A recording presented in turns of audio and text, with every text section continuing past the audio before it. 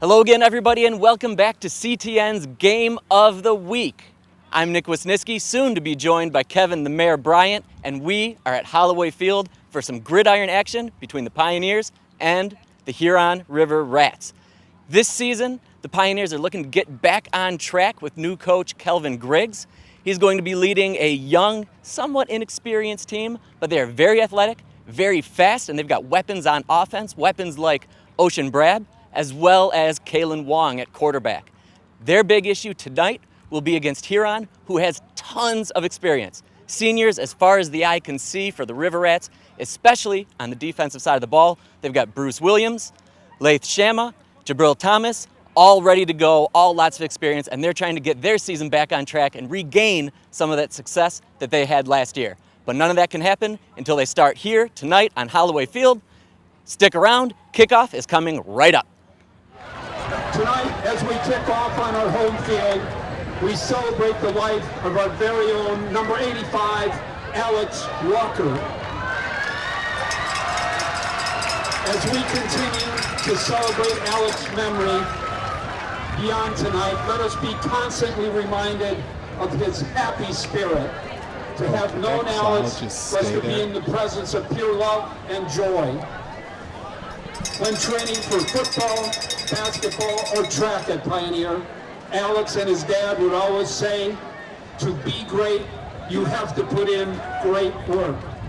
This is the intensity and passion Alex brought to Pioneer. Alex may not be here with us tonight, but his Pioneer spirit will forever be present at Holloway Field. Together with Alex's family on the field, friends, teammates, and coaches, please join us in a silent moment of remembrance and honor.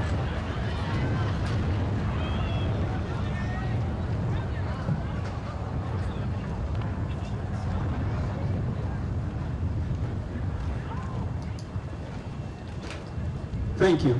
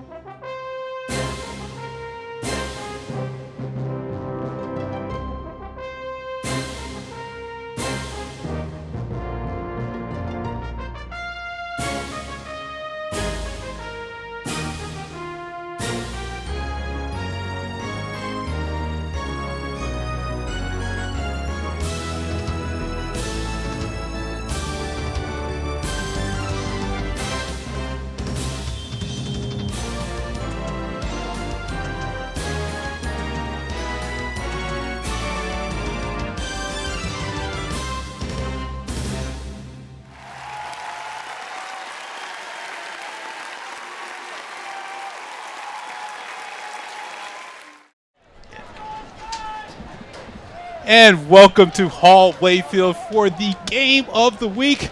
Folks, I'm Kevin Bryant, joining Nick Wisniewski in the booth here for tonight's matchup between Nick, these two 0-2 teams searching for victory in a crosstown rivalry.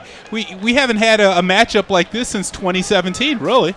No, it's been a little while since we've seen the Offers as these two meet, but both of these squads, it's early in the season. A lot of times with the crosstown rivalries, they used to traditionally push for these things later in the season, but now the way schedules just work out, it's not so easy to pull that off. So here we've got an SEC Red matchup and a little fake-a-rooney by the Pioneers early on in the season. Both squads 0-2, but Huron has played some really good football. And as we mentioned in the open, Pioneers, they're young, they're trying to rebuild the program here. And to kick off for the Pioneers, number 22, Yaiman. and taking it for the River Rats. Looks like that is going to be Flowers. Flowers, one of the most exciting players on the River Rat squad, and he's showing you right off rip to the house. Exciting, you say? I would agree with that. Right from the get-go, right from the jump. You see Flowers get that, and we'll see some great blocking up front. But the big thing with Flowers right there, just turned on the afterburners, hit the sideline, and was gonzo. Well, before the game, the Pioneers came out of the tunnel and were hyped. They were pointing fingers at the River Rat sideline.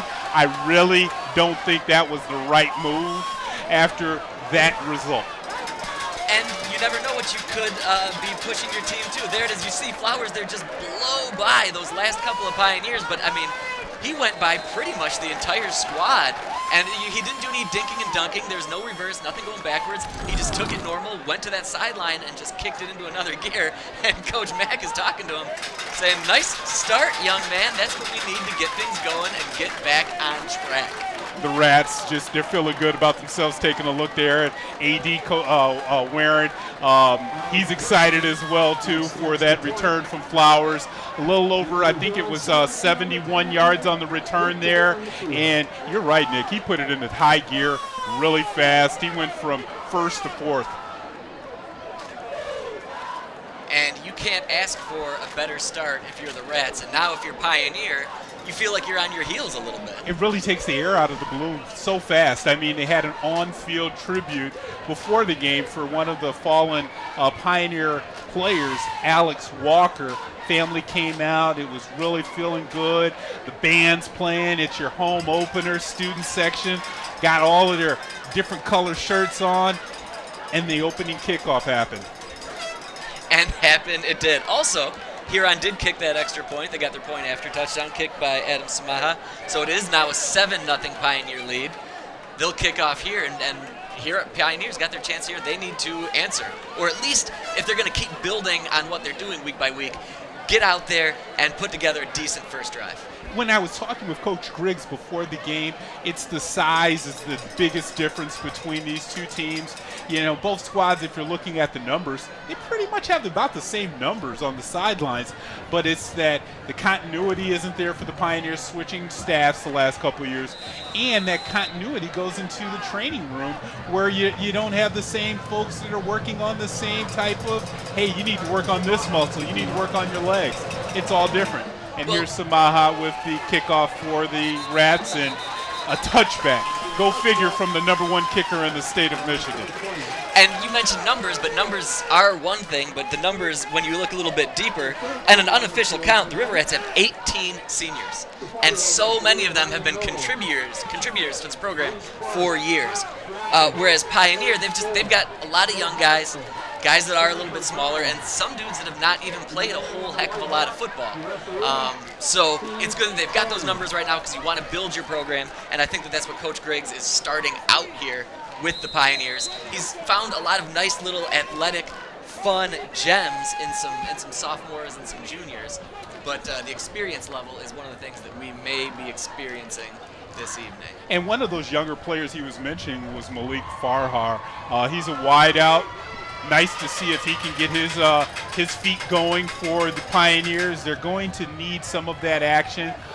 Looks like Wong is going to start off under center, or at least at quarterback position. Nobody goes under center anymore. It used to be right? called, as an under center is such a funny thing. You say that now, but it's just not the way it looks. But we know what you meant. Everybody watching knows what you meant. Well, see, that's something that the Pioneers can't do tonight, is shoot themselves in the foot. You start off coming off the sideline and you get a delay of game penalty. That's almost unexcusable, Nick.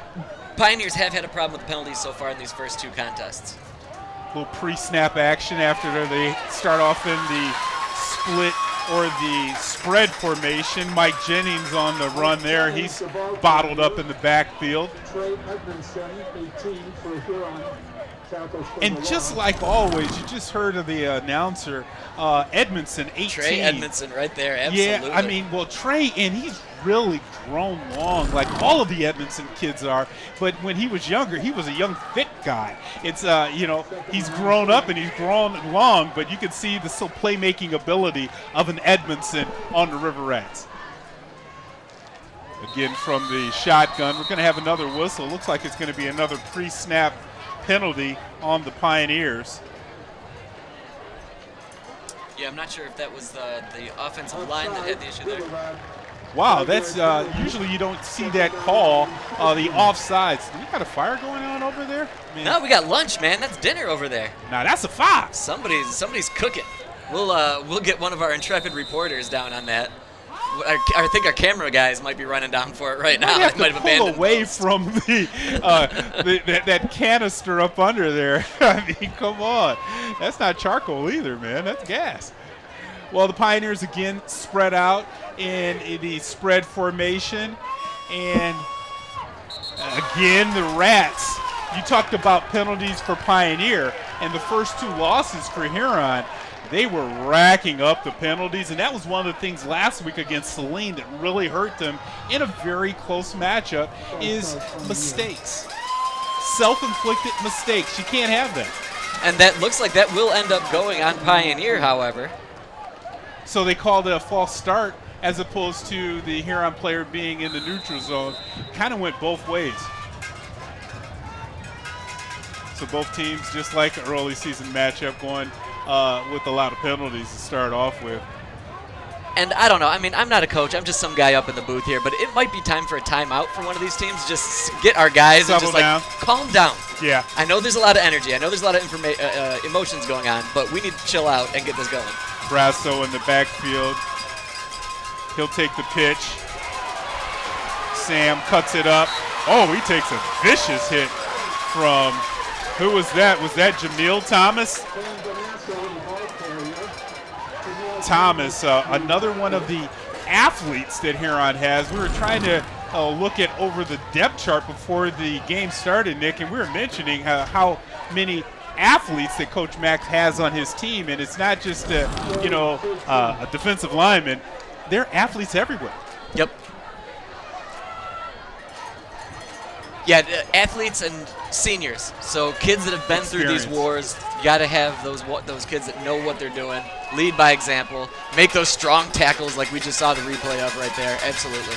And that battle up front right now, you can see where the Huron defensive line is pushing the Pioneers into the backfield, making things very difficult.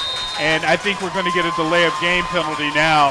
And I was hoping that we would see that timeout you're asking for, because you could just feel that play clock was running down low. That's going to push the Pioneers back another 5. Going to put them to 3rd and 18 here.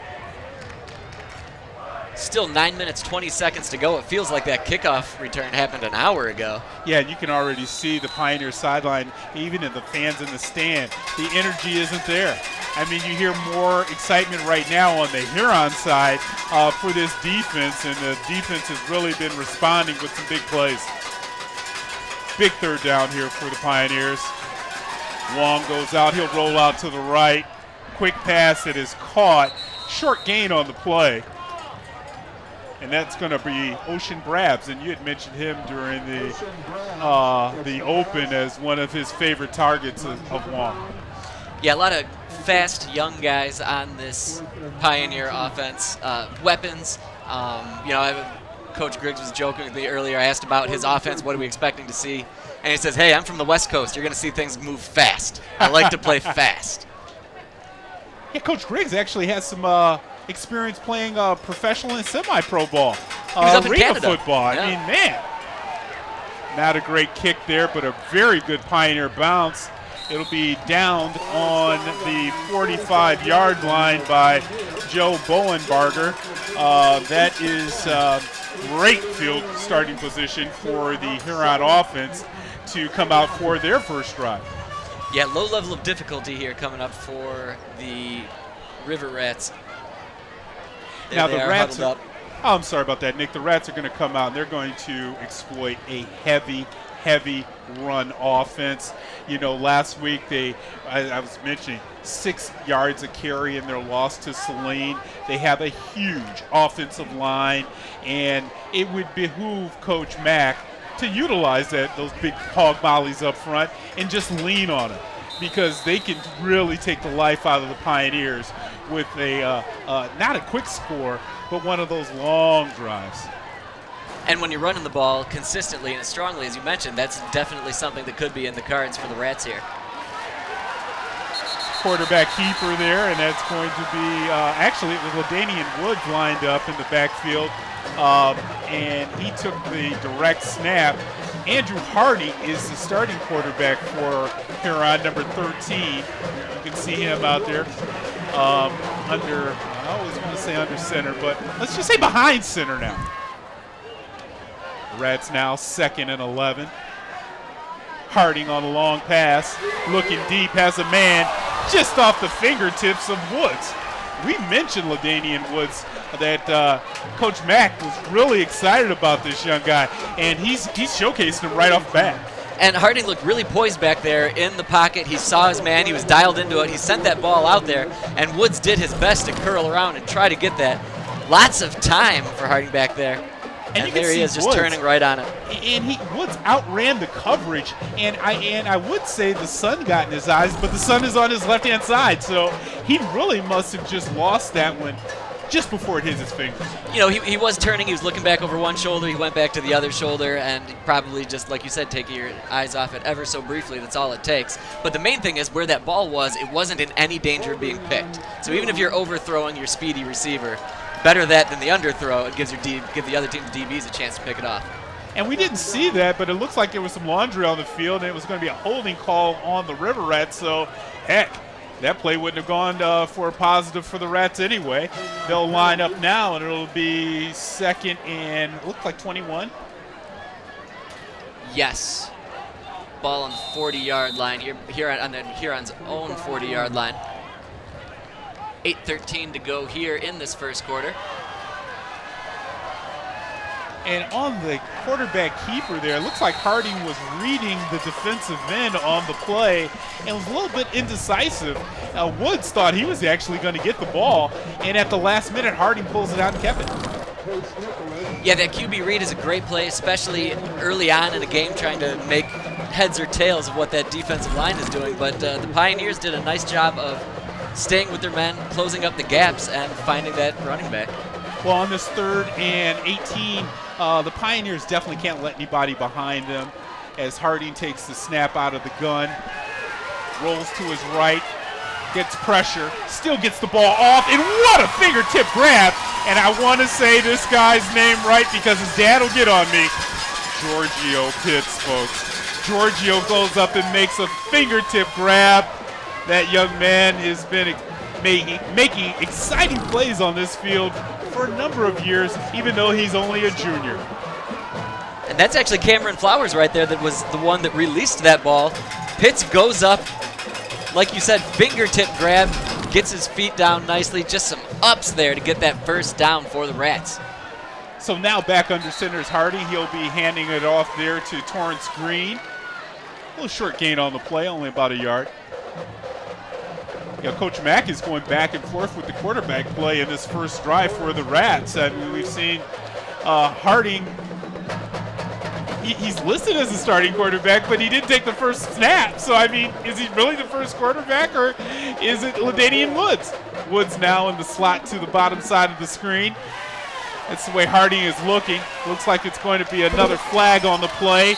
The pass is incomplete, and it looked like he was looking for Green. Looks like it's going to be another holding on the play.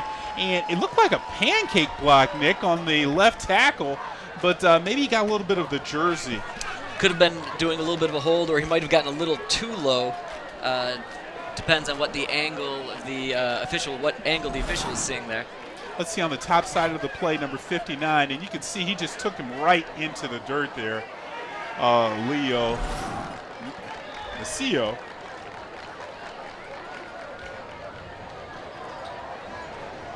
So again, the Rats, I mean, 2 steps forward, 5 steps back on the penalty. putting themselves in a second and well behind the chains. Yeah, you like what you saw from that last third down play, but you don't want to be dealing with these long yardage Second situations. and 23. I mean, come on. Harding again will take it. Little swing pass over to his right, off the fingertips of Green. Pressure in the backfield from the Pioneers. Ocean Grabs got in the face of Harding and made that pass, I believe, go a little bit high, Nick. Yeah, just a little bit, but I think that he might have heard the footsteps, like you were saying. You saw Brabs get in there. Brabs is a tall kid. He got his hands up there. He might not have even been able to see his wideout over those arms. And from this angle, the sun is a factor for the receivers, so that could have been an issue for was it Green on that swing pass. Now you're going to have trips to the left of the QB Harding. Bottom side of the play, he'll roll that way. Coming up to make some pressure, and stopping him is the Pioneers. And again, that's going to be Ocean Grabs on the QB sack. Brassel did a good job on that play, Nick, of not allowing Harding to get to the edge. And Harding has to cut back in, and that's where he just gets chased down there. And Brabs just went right by Lamar Ashford. Ashford is a big kid. He's a big Hulk. Big kid, big sophomore, 10th grader right there. But Brabs just too fast for him. Just swam right around the edge and just had a beeline right for Huron quarterback. And Huron's going the wrong direction. 4th and 34. Don't say that too often. Back to Punda Samaha, left-footed kicker. Taken in with a lot of room, a lot of space is Farha. Get it back up to about the 48-yard line. Nice 30-yard return, 31-yard return there. But it looks like we may have a penalty on the play as well, too. Wonderful to see some holding there on the Pioneers. But Farha just received that and just nothing fancy, just went to work. And that's what the Pioneers need, some of these, plays that can get inside the River Rats' head, that this game isn't going to be easy. It's not going to be a simple walk as you might think. Well, I think they've already probably established that with that first defensive stop right from the get-go here. Yeah, and we were mentioning that the River Rats were going to come out and focus on the run.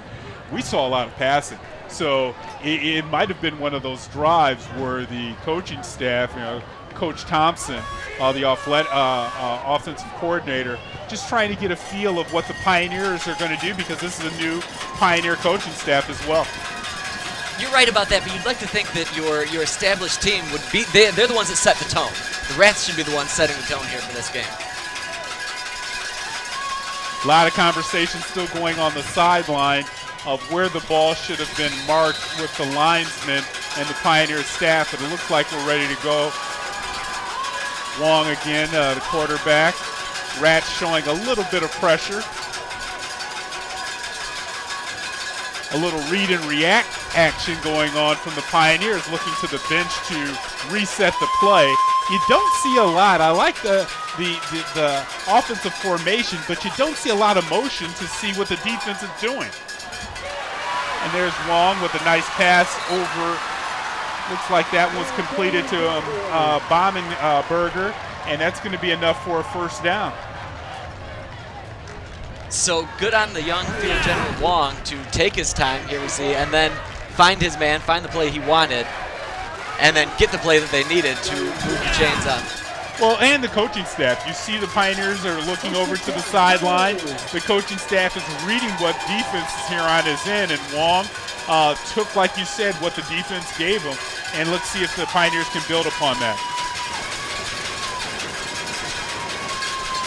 Pioneers are really kind of using Huron's athletic ability against them, and they're coming and putting a good rush on, but not getting all the way to Wong. Yeah, and thus far, Wong has done a pretty nice job of making sure he's got the correct play in. He wants to be 100% sure. He wants to be leading this team correctly and properly. but you also don't want to be taking these penalties. And that's what Another you're going to see penalty. with these young teams, with these young experienced teams. Well, I think that's very difficult, too, on the lineman when you're having these read and react plays, and the lineman has to wait because if they flinch a little, it's going to be a false start. And wow, what a play there out of Elijah Easley coming in and just blowing that play up for the River Rats in the backfield. Nowhere to go for the running back Jennings. Mike Jennings on the run there. As soon as that ball was in his hands, he had two dudes all over A him. lot of lookout blocks. So now we as got soon as he hands it off. 2nd and 15. 5 minutes on the game clock here in the first quarter. And both these squads have spent a lot of time around midfield here this first quarter.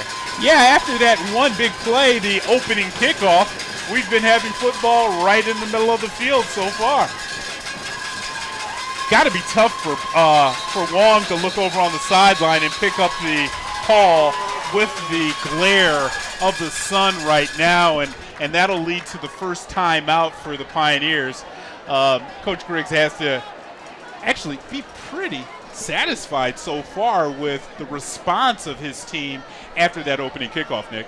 Yeah, things could have gone off the rails really quickly, but you're right. They've responded. They had a really nice stop defensively. While there have been penalties for the Pioneers, the River Rats aren't doing themselves any favor. They've had their share of penalties here. And right now, ball at midfield, decent field position to try to keep working this. Get their guys going, try to get to some of those speedy receivers, get to some of those weapons, and see if they can get some more chunks of yards here in this first quarter. Still 4:35 left to go. Well, so far, I really like the way that Ocean Grabs was playing on that last drive for the defensive side for the Pioneers, really putting pressure in Harding's face, making them throw the ball off target just enough to make it difficult for the River Rats. But let's face it, if the Rats, it wasn't easily. It was LaDainian Woods. If he holds on to that ball that was dropped to him from Hardy, we got a different ball game here, and maybe not as much enthusiasm coming from the Pioneer sideline. So after that timeout, the Pioneers come back out in their spread formation. Number 1 receiver, Joe Bowenberger, is at the bottom of the screen. And that play's not even going to get off. Another penalty. Man, we've said that a lot. Let's see what this one is. It's going to be a false start going against the Pioneers. Boy, both offenses are helping out the defenses, Nick, with these pre-snap penalties and putting them behind the chains so far that the playbook really shrinks. Well, and you've got to wonder if it's just the nerves and the energy that's still going on here in this first quarter. Is it just a little bit of unsuredness in the offense? But both of these squads need to get these jitters down and get their heads back into things here. Otherwise, we'll be playing this whole game at midfield. Oh, and there's a bunch of lockout blocks. The ball is on the ground. Pick up and scoop. And that is going to be a scoop and score for Huron's Jamil Thomas. Excellent defense for the River Rats coming in and causing the fumble there. And it looked like under center,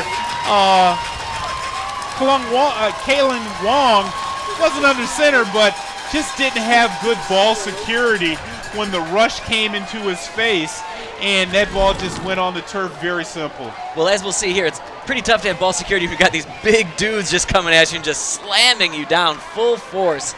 Laith Shama on that tackle, got it for, and then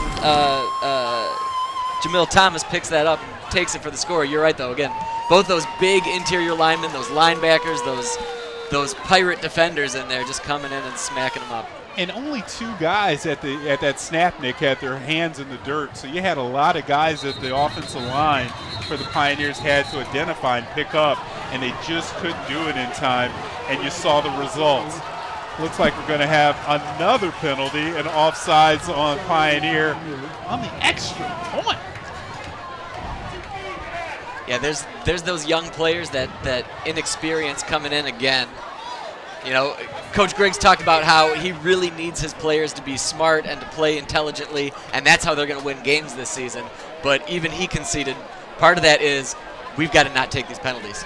and it's been a storyline for them these first 2 games, and we're definitely seeing it here in the first quarter of this one. Yeah, and that's just something that the Pioneers can ill afford to continue. If they want to get back in this game, they got to clean it up.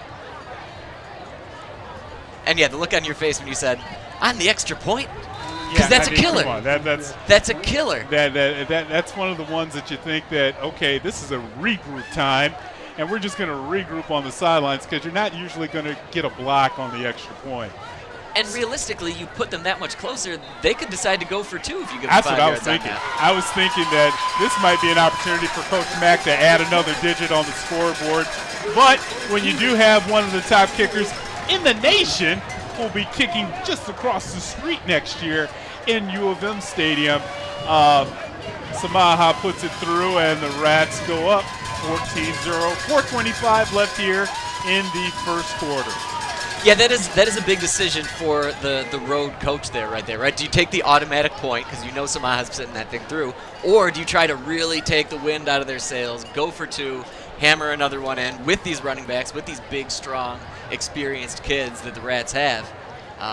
Taking the point seems like the fair-minded, smart move, though. And Coach Mack was, last week he had one of those opportunities where it's coaches really have about 5, maybe 6 different calls they have to make during the game. And one of them is if you're going to go on 4th down. It didn't go well for Huron last week. First question one of the local reporters asked is, why'd you go for it on 4th? Well, you wouldn't ask me that if you made it. So, I mean, again, in those situations, just like you're saying, coaches really have to think on the fly, what's the bigger part? Is this going to really help us win this game? And right now, Huron does need extra points. So now Samaha with the kick. Back deep for the Pioneers. It looks like that is, well, who cares when they're kicking it out of the back of the end zone? There's not too many returns on a Samaha kickoff. I think even Pioneers almost resigned to the fact that that's just going to keep happening. They don't have somebody playing deep. They've got the 2 kids back there split. But yeah, that's just what keeps happening. And for Coach Mack, that is a luxury that not a lot of high school coaches get to have, is a reliable kicker. Somebody not only that can get you the extra point or the 3 points on a field goal, but can really pin the offense of the other team back deep in their own end zone and not allow some type of special guy to get the ball and go to the house. Well, now Pioneers out in the pistol formation. Right up the middle. Short gain on the play. Yeah, that was Jennings again. for sure protection standing there for the Pioneers. They didn't have those guys out wide.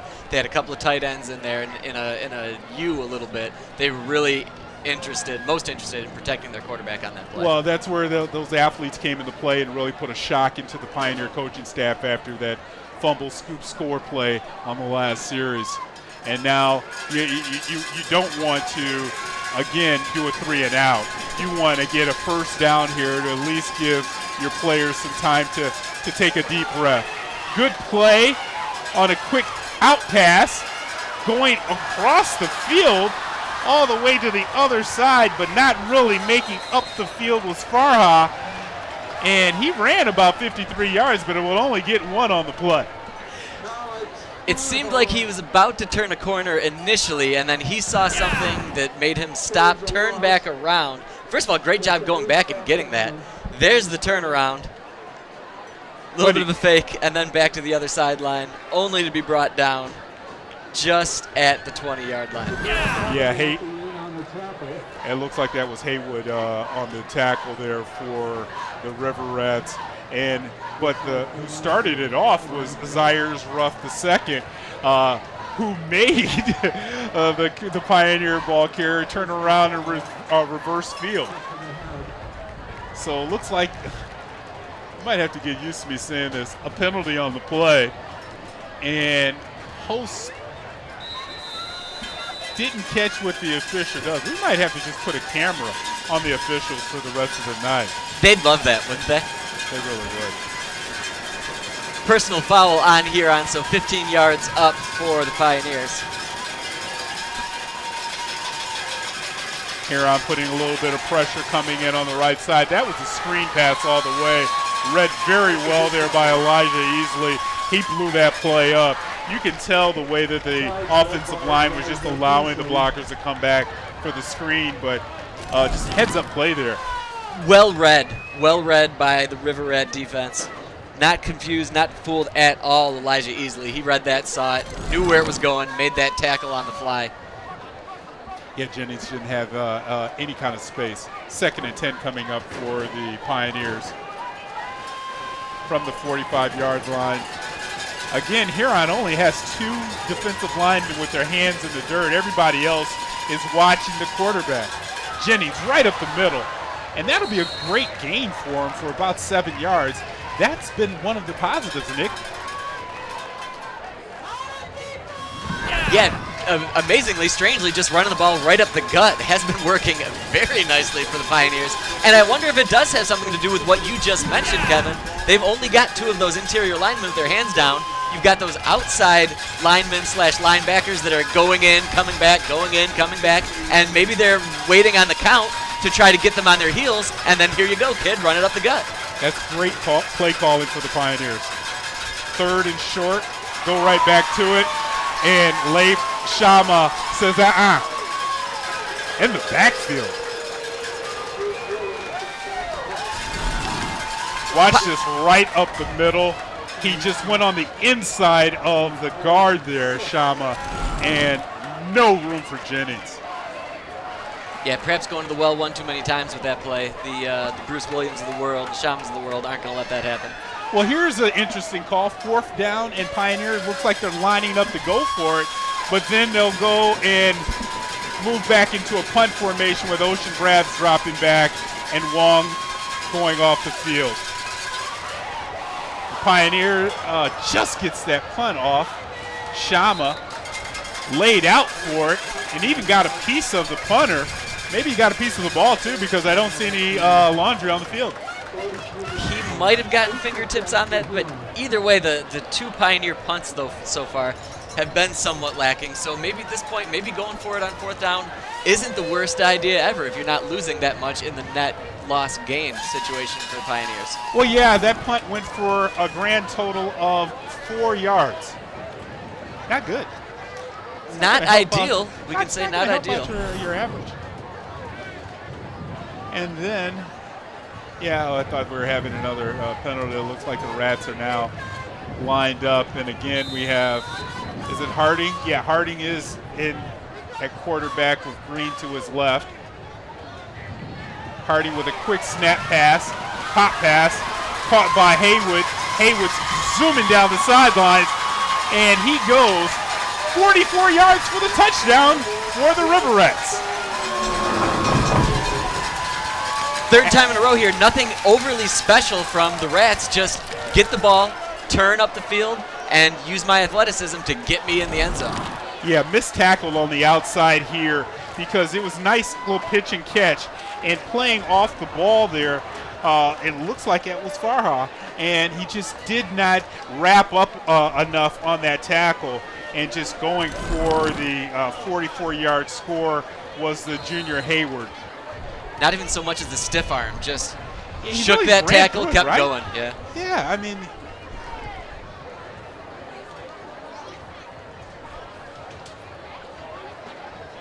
and Samaha with the extra point will be good. Pioneers actually almost came close to blocking that one, so maybe that's why they were offsides the last time. I don't think Automatic Adam is missing that one, but like you said, get a little pressure on him. You never know. Never know. Yeah, and right now we're seeing, Nick, it's just the talent and a lot of what people in the area were writing about this Huron squad coming off a season of 8-2. A lot of returning players. This is Coach Mack's 4th year, so like you said, they have been, it actually goes back 2 years to this game on this field where Coach Mack kind of really turned the program around. They were coming into this matchup 0-2 after a loss to Saline. just like this year, and they came in and were able to win against Pioneer, and since then they've collected a playoff win. They've gone 11-7. So I mean, this game has a special spot in Coach Mack's heart. He's never lost on this field. Not too many, 0 coaches from here I can say that. Well, and the word that you used right now is program, and that's the thing that Coach Mack has been building. This isn't just a team. He's been here for a few years now, and it's a program. So even when guys leave, we've got their replacements ready to go. They know the plays. They know the playbook. They know the expectations of the coaches. They know how to practice properly. So it's just this constant revolving door where these players can just next up, next up, next up. So it's not just a team. It's not just this one group. It's officially a program here for Coach Mack. And kudos to him, because it's been a while since Huron could say that that's a thing for them. Exactly. You know, they've had the years where back in the early 2000s where they were going to the playoffs, late 90s going to the playoffs. But it went a solid 15 years there where Huron was kind of in the boat that Pioneer's in right now. They were hiring coaches and not having a lot of success. Not a lot of people want to come out on a team that's not winning. So when Coach Mack had that first year where they only won one game, but that second year where you started to see the progression and then they beat Pioneer, yeah, a lot more people come out to the game then or play out for the trial for the team. It's like Jennings again on the carry for the Pioneers, right up the middle. He'll get 3 on the play. And only 58 seconds left to go here in the first quarter. And the Pioneers, you would think, would you maybe slow it down, get in a huddle, organize yourself, but you know, Coach Griggs is he's trying to form his program, and he's done it at a lot of different places. Most recently, he was at Westlawn John Glenn, but he's come from the West, outside the state, and bringing in some new ideas on his coaching staff. He's excited because he has some former U of M players over there. He has some local players that he thinks that can relate to the players on the team and on the roster.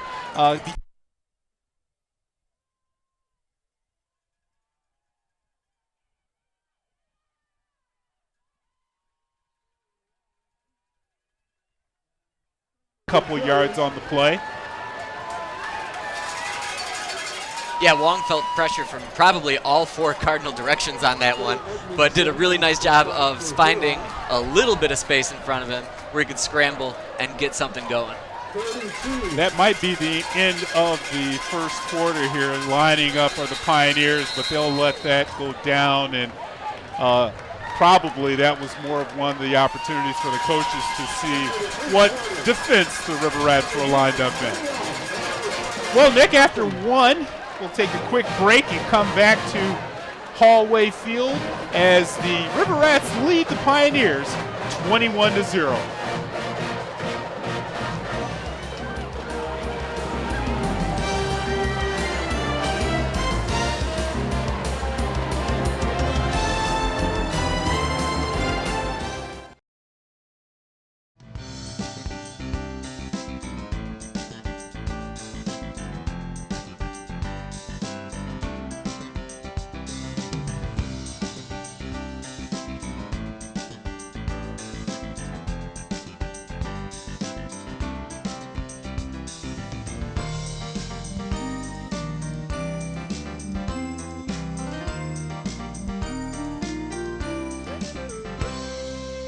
Catch up on FYI and other CTN programs at a2gov.org/watchctn.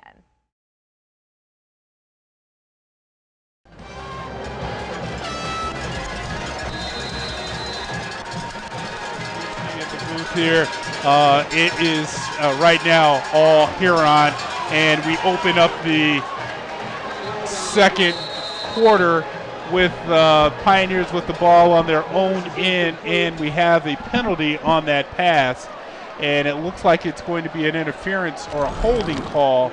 Boy, he puts his head to the head. So was that a targeting call? I believe it should be. Oh, it might have been at the very end there? Because the official pointed to his head and looked to the sideline of Huron. Definitely a personal foul.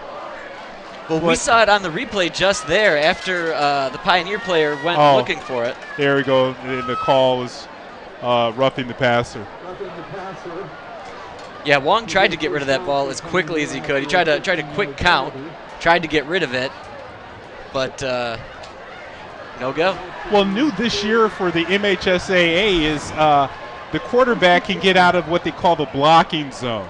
It's just like the box, and they can throw the ball away and not get an intentional grounding. That's brand new, saves on some of the hits on the quarterback, but it looks like that didn't come into play, and the Rats came up and had a penalty on there. Well, so now, Pioneers, first down. They'll go long with the pass, and Wong overthrows Bowen Berger. Look for Cullen Wellman there on that one up the sideline. I mean, Wellman did have some serious separation there. Yeah, Wellman was open on the play. It looks like that ball just sailed on Wong. And Wong's throw looked a little funny. He looked like he'd sidearmed it a little bit. And I don't know if he was just trying to get different mustard. Yeah. That was a long throw, though. He's throwing from one hash mark to the other side of the field.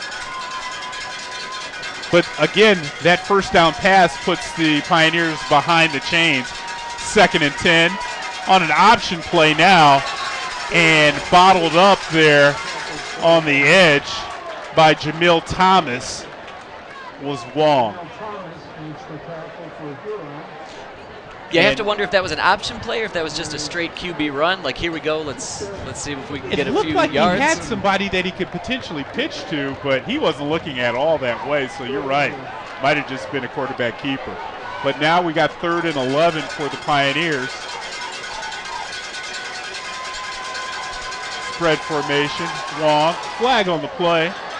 Wong scrambles out to his left. He'll pick up about 8 on the play, but we'll have to check the penalty. Yeah, there's some laundry on the far side of the field, or the near side for us. It's got to think it's holding. And it looks like it's a sideline infraction against Huron. And usually that comes after a warning from the officials. And it's a safety factor, really, for the officials that are blindly running down the sidelines. The sidelines are definitely easily marked. And unfortunately, the Rats, again, shot themselves in the foot, give Pioneer another opportunity. And this is where I would be on high alert for some type of trick play. 4th down, short to go, midfield, Pioneers down by 3 scores. Ocean Brabs, though, will put a foot on it, get a good bounce.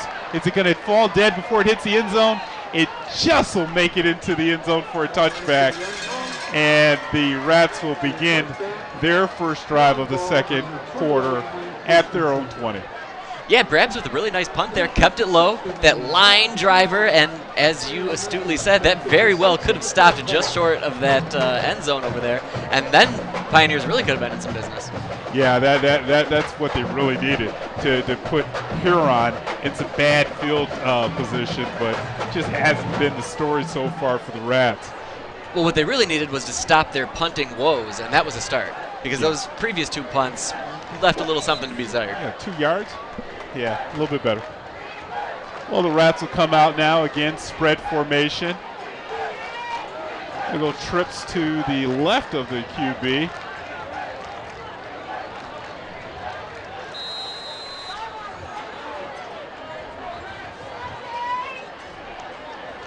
As the sun finally sets, and it gives these broadcasters a little bit of a break from glaring through it. Well, pitch and catch over to Davis Hugan, but some laundry on the field. What? Man, these officials, they've been dying to get to this game. You know, they've been working out, seeing how far they can toss that flag, and they're showing off their skills. They're going to need Tommy John surgery after this. Oh, yeah. They need to calm down. It looks like it's going to be a hold on the Huron. You can see, if we can see that here on the block on number 15 there, it looks like Woods may have gotten a little bit of the jersey of Farha. And the Pioneer player went down, and when that happens, they're going to make that call. Oh, it's too much. You're right in front of the official as well, too. So 1st and 20 for the River Rats. They'll go on a straight draw. Donnell Green A nice little gain there, about 8-9 yards. Yeah, that's what you got to do. Just get it back in chunks, make up for that penalty, keep the ball on the ground, keep the clock moving. You are up by 21, and stop the penalties. The penalties. Stop the penalties. It's something that has been really a nag for the River Rats these first 3 games of the year. And now Harding moves out of the pocket, open man on the pitch and catch on an out pass, and that will be good for at least 15 yards. But look at this. We get another penalty flag at the end of the game, at the end of that play. I wonder if there's some extra words said on that sideline, Nick. And if that's the case, that is just a killer. That was a great play. The quarterback rolls out, just throws the ball on a dime on the move to Davis Hugon. Hugon makes the catch, turns it upfield, and then after the play, after he's got the first down, he's jawing at the other sideline. Yeah, you got to let your actions on the field, and it's hard in a game like this, but you got to let your actions on the field tell the other team what's going on and what's not going on. And I hope they didn't do that. He said something, and it had to be a special word. Because, I mean, he really didn't. He was walking away. He was taking himself away from the sideline, and the official decided not to, tell him or talk to him or, teach him. He penalized him. So he was physically distancing himself, but he was not disengaging from the issue, I think, is the problem. But what you're saying about don't throw the flag, take him to the side and say, hey, man. Yeah, I mean, part of the game as an official is to help these young players learn the game. And it's not just the game, it's sportsmanship as well, too. I don't hate it. And, a lot of times the better officials, as opposed to just going to their pocket, say, hey, that's not the play to make. You just made a first down. I'm going to call the penalty next time. But this time, just take yourself back to the huddle. And you can also take it to both squads. Like, hey, here's a warning. Everybody just play the game. Oh, nice little slant pass there by Woods. Woods breaks one tackle. He'll take it all the way to the 49-yard line. And that is playing the game right there, Kevin Bryant. Just beautifully executed slant pass. Little misdirection there on the play action. Woods just makes the snag, runs up, runs through, drags a few Pioneer players for good measure. Just an outstanding football play. I love the call, too. I mean, a nice little slant pass. I mean, you're going deep. And, again, now they're really breaking out Harding. Harding, he finds his man, gets his feet up under him, and goes all the way to the house for the touchdown. Second of the night, Cameron Flowers.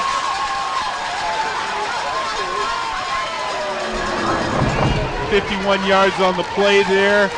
Nice break tackle, a lot of yak. I mean, that was a drive for the QB that he's going to want to put on his highlight reel. Well, and look at Flowers' great balance, staying up on his feet, holding on to the ball. Just a spectacular play. That could be an early in the can for plays of the season right there. And that's only a sophomore. That's scary to have that much ability as a sophomore.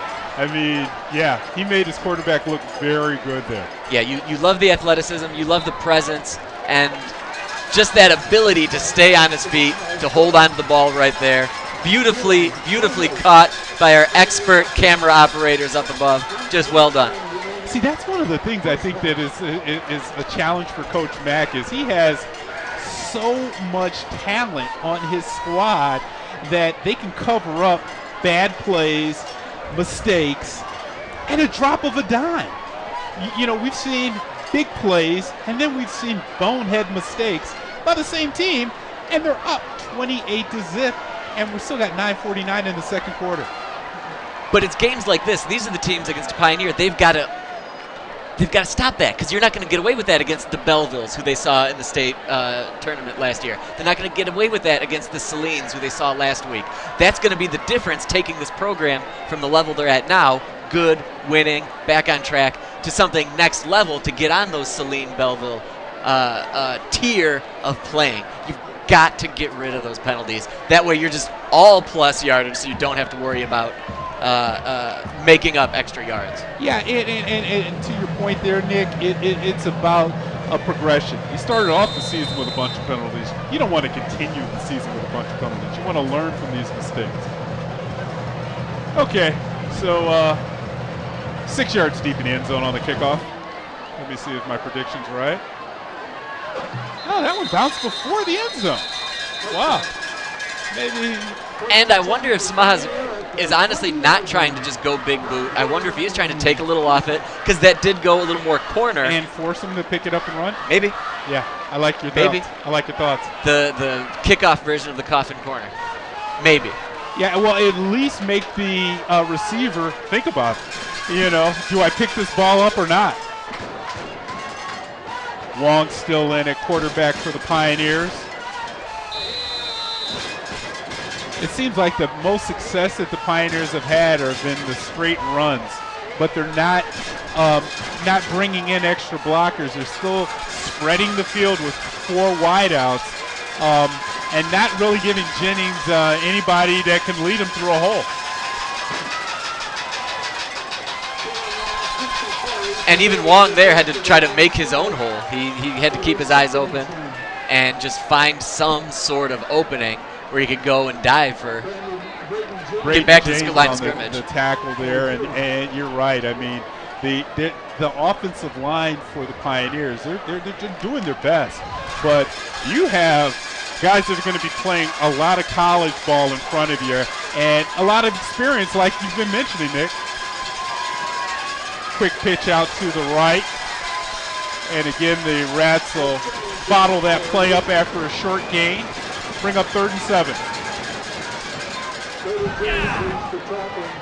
There we'll see Wong with that pitch out to his man, but just nothing doing, nowhere going for Mike Jennings. We've seen him make a few runs, break a few things, but nothing to do against the defensive line and the linebackers for Huron right now. And this really puts you in a bind. You're behind the play clock, the chains, 3rd and 9 in your own end. And you really need a first down on this play. Can't run the ball here. Got to throw it. Rats look like they're going to be bringing pressure off of the top side. Got to keep an eye on Jamil Thomas. He's been in the backfield all day long. And like you said, Nick, he's been beating that left tackle. See a timeout on the play for the Pioneers. 2nd of the first half. And the Rats in their crowd are getting pretty hyped, so maybe that's the play right there. Yeah, I really like the fact that Pioneer they're not playing as, okay, we need to go down and win. We need to shorten this game up. We need to win this drive. And so that's where that timeout comes into play. And even Coach Griggs would admit to that's probably the thinking here. He knows that this is a rebuild. He knows he's got to build things really from the ground up. So like you said, we're going to play game to game. We're going to play half to half, drive to drive. Little successes. Yep. Yeah, nobody wants to focus just on those moral victories, but when you're teaching, when you're dealing with young kids, when you're dealing with players that haven't played a ton, this is what you need to do. Mm-hmm. And I think Wong is a really nice example of that. He's making correct decisions. He's not making big mistakes. He's not hurting his team, and he's not helping the Rats so far. And they're not playing hero ball. They're still playing together. Yep. That's something that Coach Griggs can build on, that the Pioneers, yeah, we might not be winning on the scoreboard, but we're not losing their composure. Yeah, we're getting penalties, but they're pre-snap penalties. They're, not what Huron is experiencing with the personal foul type of penalties. It looks like the River Rats are going to have to call a timeout. I'm not sure. 1, 2, 3. No, it looks like they had 11 out there, because it looks like they were running around like they had too many men on the field after that timeout. Well, there just might have been some confusion coming out of that huddle. Where am I supposed to be? Where are you supposed to be? I thought this was you. I thought this was me. And rather than give up a big play or allow Pioneer to get some sort of momentum going on, just call a timeout and let's head back to the huddle and figure this out. I believe that's Coach Hall right there in the middle with the green hat on. It's back to us. One of the co-defensive coordinators for the Rats. And in this second quarter, sans the, I think we had the one penalty on this drive. It's been a cleaner version of the River Rats. So now we come up with 3rd and 9 after those 2 timeouts. The Pioneers 5 wide, long. There was some movement before the snap of the play on the right side of the line for the Pioneers. It's going to be a false start. That'll move them back 5 yards. It'll be a 3rd 14. False start on Pioneer. It's a 5-yard penalty. And it really seemed like Long had what he wanted going on. He got back there. He had a little bit of time. It seemed like he was dialed into his wideouts that were over to his left. But, yeah, that penalty, once again, it's got to be frustrating. You want to see what the Pioneers can do with some good route combinations here, because Huron is really spread out man coverage with one single high safety. And that type of formation, now they're bringing it in. Looks like a little bit more protection inside. And there you see the screen pass. Great one-handed grab there by Jennings. Ball, he does, it looked like the ball came out there, but no, he doesn't. Still didn't gain any yards on the play there. And we do get a penalty at the end. On the tackle. Yeah, great snag by Jennings, though. As you said, it was a throw that's probably the only place he was going to catch that, to go up and grab that. Brought it down nicely, but just in the middle of a bunch of rats. Yeah, and the rats with their speed, they can make up distance so fast. I mean, that's why you only have 2 guys, I guess, with their hands in the dirt. So it looks like the flag was on Pioneer. Huron will decline the penalty. And now it looks like we have a punt formation from Brabs. And back deep is going to be Pitts for Huron. Brabs will get the punt off, low kick. Pitts will let that one bounce. And he'll get a long bounce after that one.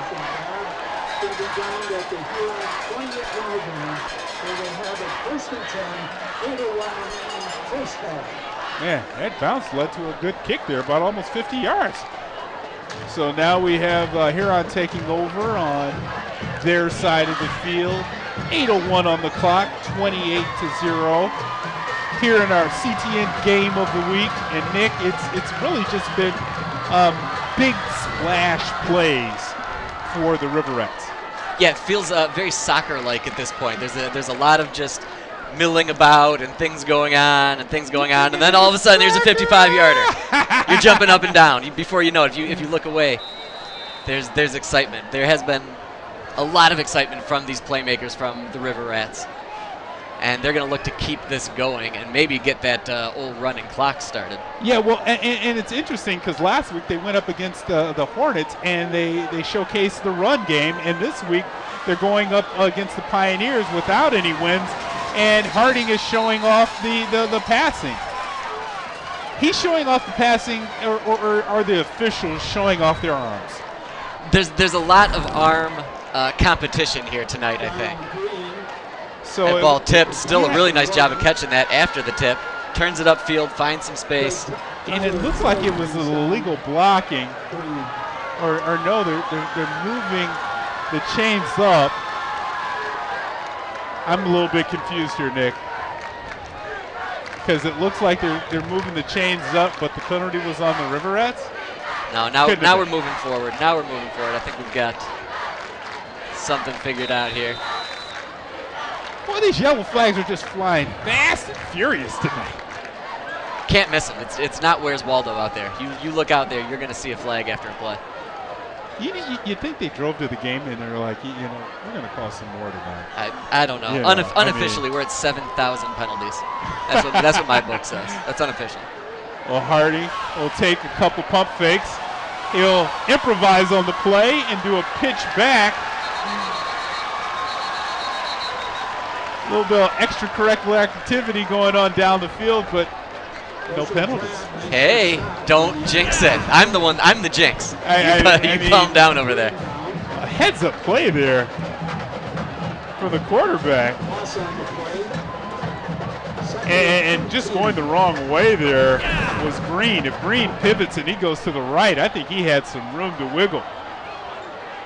Yeah, that was a really nice job of finding that man as you're going down. But sometimes as a coach, you just want him to take the sack. Yeah. Because that is really dangerous. Oh, everybody on the Huron sideline held their breath while that ball was in the air. No. Yes! You don't want that big play to put any life back into the Pioneers. Here's Green on the carry. He'll get a strong 10 and it'll bring up 3rd and short. 6:30 on the game clock here in the second quarter.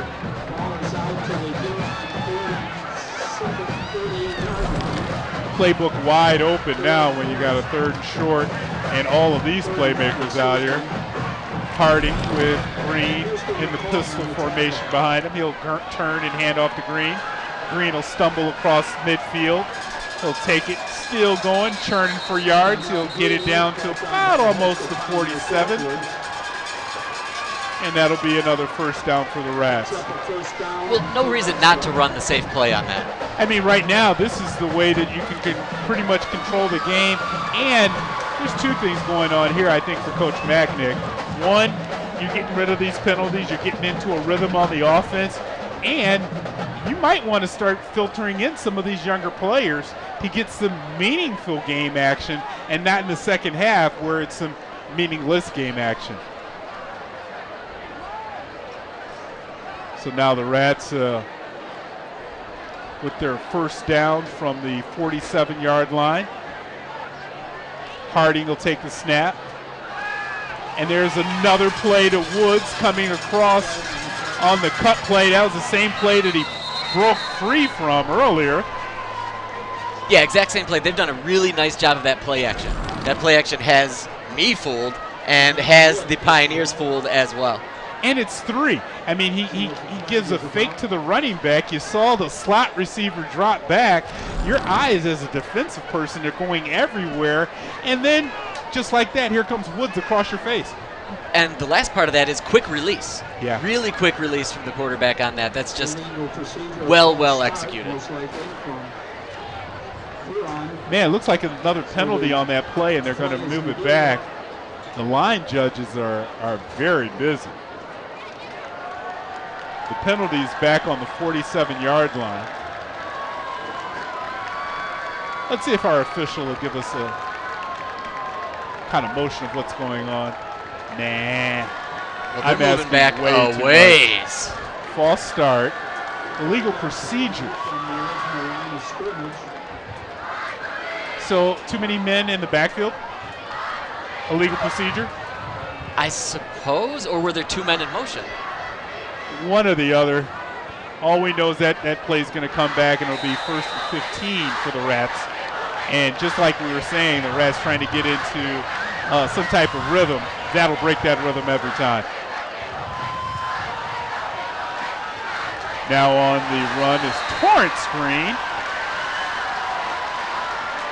Nice tackle there by Craig Tyler at the end. That's a different formation from the Rats, too. It looked like they had one of the slot receivers kind of more into, you can see him at the top of the screen there, number 28. Really, Meredith was out there as a blocker, not as a receiver or in kind of receiving position. It looks like that's going to be another false start on the River Rats. Looked like a rolling start from some of the receivers. Yeah, just that quickly, that River Rat momentum and rhythm completely broken. Right, and that not only breaks the rhythm of the players on the field, but it breaks the rhythm of the play caller up in the booth. Why aren't they thinking about us, Kevin? Why aren't they thinking? Oh, not us play callers. I'm talking about the coaching staff. Yeah, us too. I'm thinking about us. Yeah, I'm thinking about us. I'm thinking about what the heck is going on with these officials. They're going to break a record tonight. Well, right now it seems like a lot of the passing plays are where these problems are coming from. So doesn't it stand to reason that keep the ball on the ground at least a couple in a row? I know it's 2nd and 19, but basically you just want to have some plays without those mistakes, without those penalties, and here we go. Harding on the scramble there for about 18 on the carry. And just like you're saying, though, Nick, after 2 very tough playoff caliber teams, Huron's playbook might be more of a scrimmage style. We want to get some of these live action against our opponent to see what the guys might do. Try some stuff out. Basically. Yeah.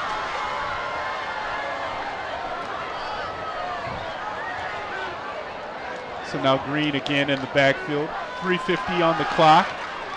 Donnell Green to the right side. He'll pick up the first down, about 5 yards on the carry. And different from last year, because I'm a student of the game, I had to go back and watch the Huron Pioneer game that you, my friend, broadcasted last year.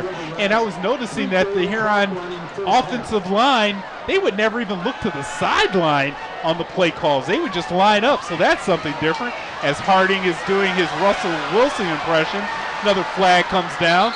He'll scramble outside. Yeah, I don't know. I mean, it wasn't exactly holding, but Evan Burkhardt got leveled when he was chasing after those Riverettes. And they're going to call it a chop block. And so did he get hit on He got hit high. Unless they call that there. Watch one as penalty, he comes back, though. And there was one hold. And here's a chop. That's not a chop block. No. Not even a clip, because it looks like his head was in front of it. I think they might have called it from that initial block that we saw right from the get-go, like almost immediately after the snap.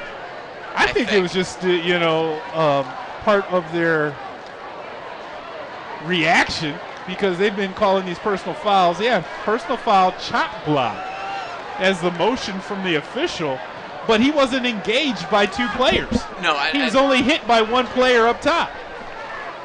Yeah, I think they might have just been looking for what's the 15-yard penalty we can call on this one. Because something did go wrong there. Yeah, I mean, they called a penalty the wrong one. I mean, we saw a WWE pull down from the backside. That wasn't called. And then later in that play, like you said, they throw the chop block penalty. Well, it looks like there's a timeout from the Huron sideline now, as we get to the waning minutes of the second quarter, Nick. This is one of those drives where I think Coach Mack has a lot of coachable information on film. We can be successful, gentlemen, if we can get rid of these penalties. You're right about that, but along the same lines, I feel like the offensive coordinators and Coach Mack, they need to set their guys up for success. We've seen them run the ball efficiently, minimum penalties.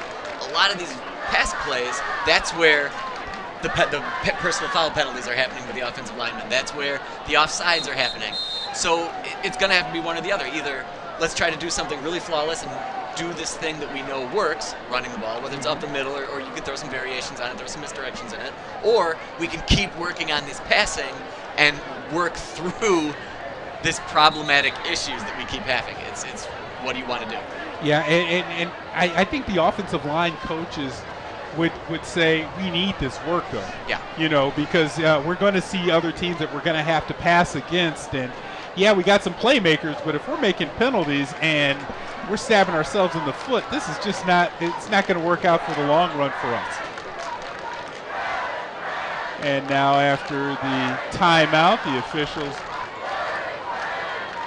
I would say that they're explaining what could potentially be a penalty, but I don't think they're in the mood to talk. They're in the mood to just toss flags. So the Rats now, 39. Wow, from their own 36. And maybe they heard some gentlemen up in the booth, because Coach Mack goes right to the run, Nick. And it was successful. 8 yards right up the gut. Well, you can't take the chance of that penalty happening and going to 1st and 40-something. Yeah, you're going backwards. And right now you can even still see going to the sideline the Huron players, number 9 for Huron, Jarrell Marshall, having words with one of the Pioneers. What can you possibly be saying when you're up 21-zip? I mean, the only response I'd say is clock. Look at my clock. Harding now throws it deep. Man open, overthrown just a tad bit. Harding put a lot on that ball, but maybe not enough loft for the receiver to pick it up. Maybe not quite enough loft, but he had great form on that. He dropped back, he had time, he knew he had time, feet planted, gets forward a little bit, and just chucks it downfield. And he's wide open there on the sideline, and as Flowers again. But if you throw that ball as opposed to outside of the numbers, inside the numbers, that's 6 all day. Could be a big difference, absolutely. So 3rd and 34. 3rd and 34. dial up your 3rd and 34 play right I got here? enough of those. You know, I don't want to show them off here. That's the first time we've seen some pre-snap motion out of Huron. Rolling to his left, and a tough throw, but right on the money to Pitts. Goes Harding. Going to be still well short of any type of first down yardage, but now you're into the Pioneers field of play. Under 3 minutes left on the clock. And Coach Mack has decided to send out his punting team, but you would think that might have been an opportunity just to continue to drive. Your defense has been playing pretty solid. I think the idea right here, right now, is just let's not rub it in. Full field position. We're up 28-0. Yeah, field position as well. I mean, even if this one goes into the end zone, it's still a net of about 30 yards. Back for the kick for the Rats. Adam Samaha coming down here at the bottom of the screen. It's Flowers. Samaha aims it towards the left sideline. Good kick. Takes a good Huron bounce. Is it going to make it to the end zone? Great effort there.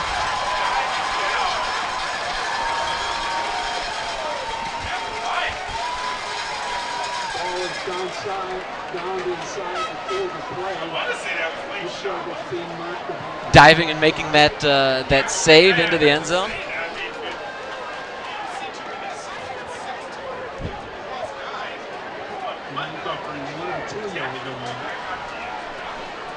Great play. He had a full head of steam coming up the sideline. Saw it the whole way, and I think he knew he was making that play right from the get-go. Fans got ready for a great Pioneer marching band halftime show.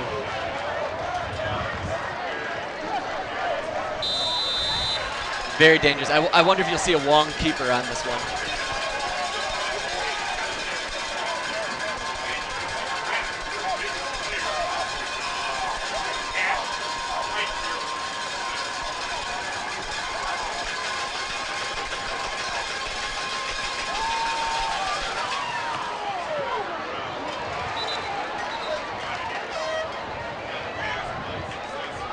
I believe that's Malik Farha that came up with the catch there.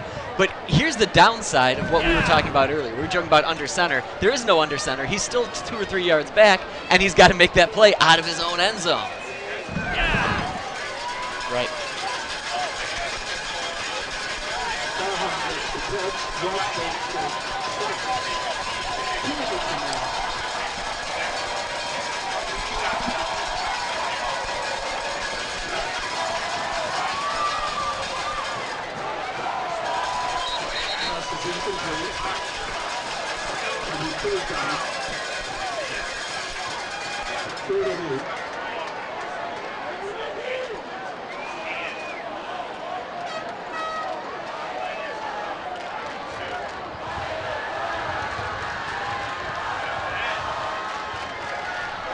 Called a penalty of intentional grounding because you didn't see the quarterback outside of that blocking zone. I think they're just going to give Wong the benefit of the doubt on that. He was running/throwing for his life.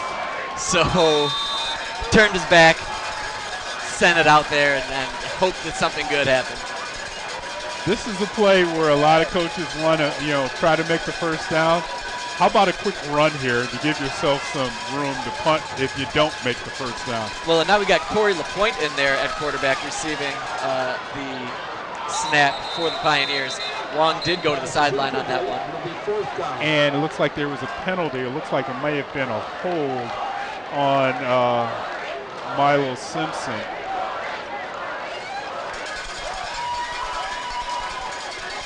Cameron Brown motioning to the sideline. He was the person that was held against the Pioneers. And the old safety. Because the penalty happened while he was in the end zone.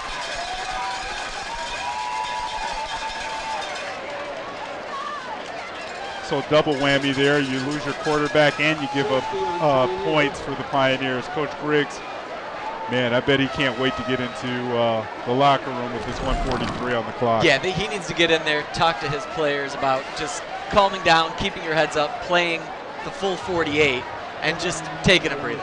Just got to take a breather right now. I want to say if that was are they calling it a hold or intentional grounding, because the hold looked like it took place outside of the end zone. And if they called intentional grounding, it looked like the quarterback was outside of the blocking zone. We'll have to have you go down and interview these guys at the end of this game. We'll definitely grab the officials after the game because we're known for doing that. Yeah. But I think that they're going to go with the hold on that one. That seemed like the most logical thing. They'll say close enough in the end zone, and then let's punt it away. So the Rats now 5 points away from a running clock in the second half. 30-0 now, 1:43 left on the clock here in the second quarter. And that penalty yardage is assessed during the kickoff, so now we're kicking, and it'll be a free kick, of course, from the 20-yard line, I believe.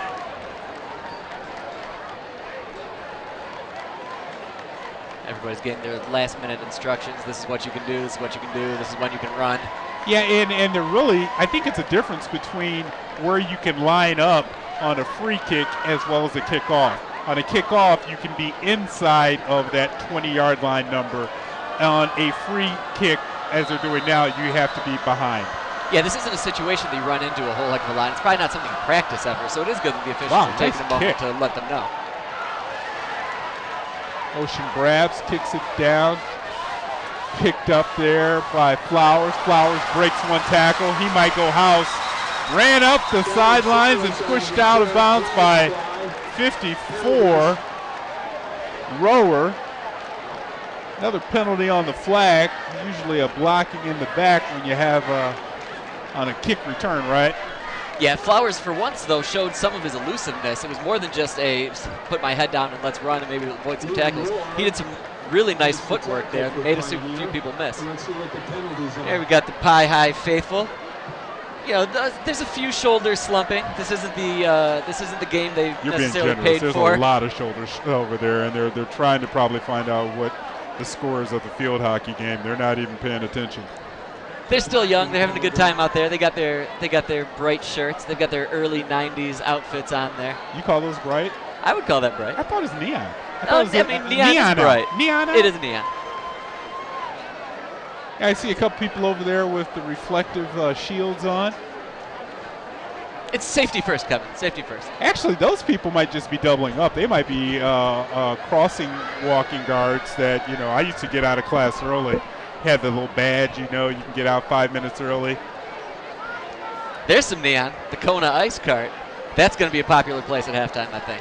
Yeah, especially before halftime. I mean, when that sun was baking, man, my mouth was looking over there. All right, now Huron still with their starters mainly out on the field.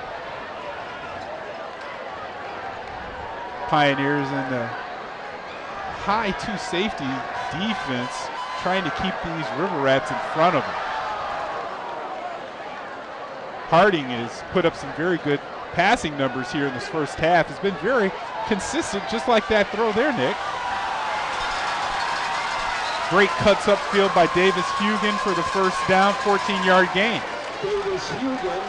Yeah, Hugan has been a pretty consistent target, especially on these short throws, especially on these screen passes or just something quick and easy, and he's done a great job of making something for himself on these plays. And Harding throws a real catchable ball. Good job now by the offensive line. That ball goes right through the hands of Davis Hugan. Yeah, Harding definitely has a lot of poise. You can see it when he steps back, when he knows he's got the time. He's really good at setting his feet and getting his arm motion, and all his mechanics really nice.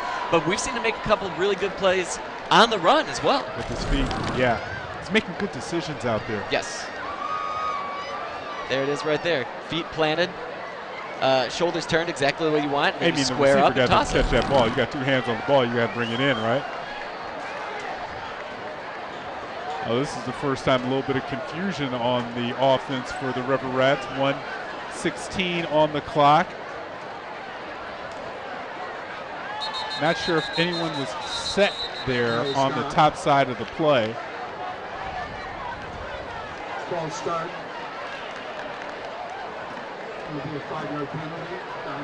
I definitely think the Pioneers are doing a good job as far as the coaching staff on the sideline to the linesmen. They're working them. Every single play, you can see them in the ear of that official. And a lot of those false start calls, it's not that they're not false starts, but Pioneer coaches are helping out.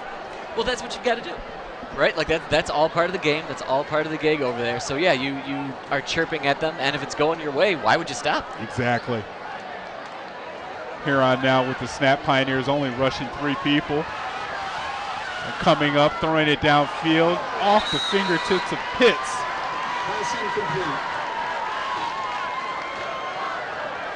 Is that Pitts or Woods? I can't see that far. I only have glasses on. That looked like Woods, I believe. Yeah, Woods is a lot bigger than Pitts, so that's the way you can identify him. Giorgio's only about 5'7". Big wheels on Giorgio. But another nice running play there by Harding. You can see, again, he can get away, but does a really nice job of keeping the proper technique while throwing on the run. That's not an easy thing to do. Oh, and he, like you said, the poise. He's not panicking. You know, he's throwing a ball on the move, on the run, and he's knowing very decisively where he's going with the ball. Bad snap there. And a wise decision even on 3rd down just to cover that up. Not trying to pick it up and make something out of nothing for Harding. Yes, that is the smart play. That's the play you want from your seasoned upperclassman quarterback. This one's dead. Forget it. We'll go get the next one. Yep. Really helps when you're up 28 zip too. Doesn't hurt. Yeah. Doesn't hurt. So now the Rats will let that clock continue to tick all the way down. A lot of coaches sometimes will let it tick down to the very last moment and call a timeout. That way you're running as much of the play clock out as possible. Or you can keep an eye on the official in the back when he puts his hands up. You know there's 5 seconds left before the play clock expires. They get it off just in time to the Rats. Samaha took a second there before he booted it. Allow his coverage team to get down, and a nice roll again. Yeah, Samaha with a little bit of a stutter step there, Yeah, a little point guard move. But again, wise. That's an extra half second running off the clock, and as you said, gives his players the time to get down the field. And make coverage. This is only 5 seconds left on the clock here in the first half. Pioneer probably take a knee.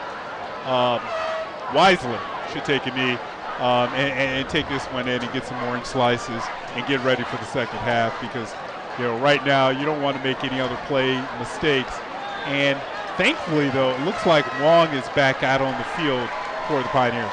Yeah, that's the first thing. He's back out there. He's the one that you want to see. He's the one that's supposed to be leading this team. And you don't want to see anybody get hurt. No. Especially when the score is what it is. Yeah, it's not a close game. Not worth it. Early in the season, too. And like you said, in the shadow of their own goalpost there's no point in tempting fate. Just call it a half. And that will do it for our first half here from Hallway Field as the River Rats trot off the field with a 30. Actually, wait a minute. Hold that thought. Nick, there was a penalty on the play. Didn't see that coming. There was a penalty when they took a knee on the River Rats.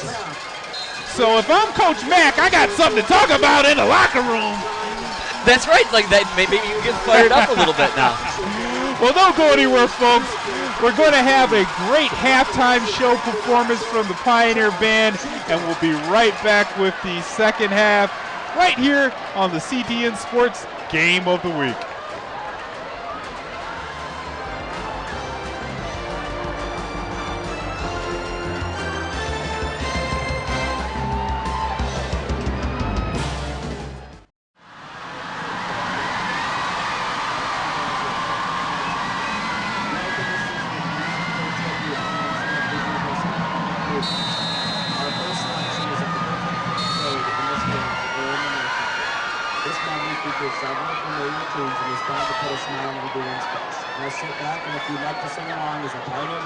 Features 3 of Disney's most iconic marches: Mickey Mouse March, Supercalifragilisticexpialidocious, and Zippity Doo.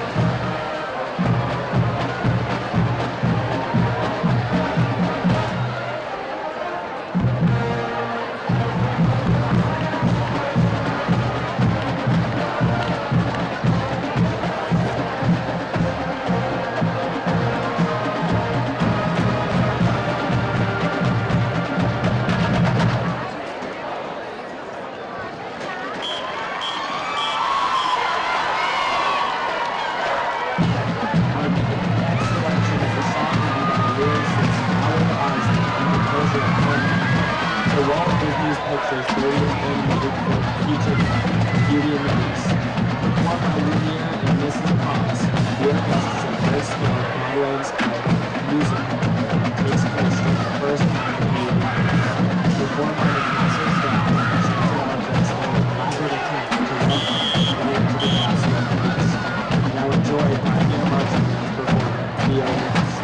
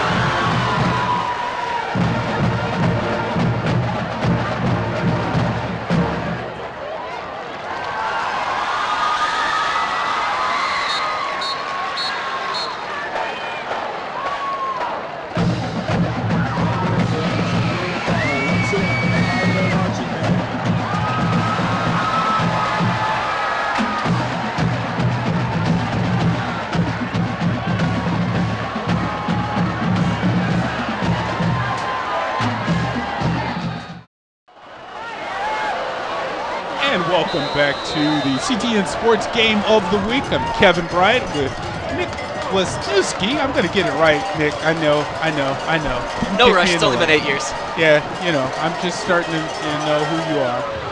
And there's the kickoff from Adam Samaha right out of the end zone on cue for another touchback for the River Rats. Yep, we've seen more than a few of those that first half. The other thing we've seen more than a few of is penalties, but let's move past that. We've seen a lot of solid offense from the River Rats. Big plays, big long plays. It started with the very first kickoff when Cameron Flowers ran it back 71 yards. He also has a long receiving touchdown, which is why we're at 30-0 currently, River Rats.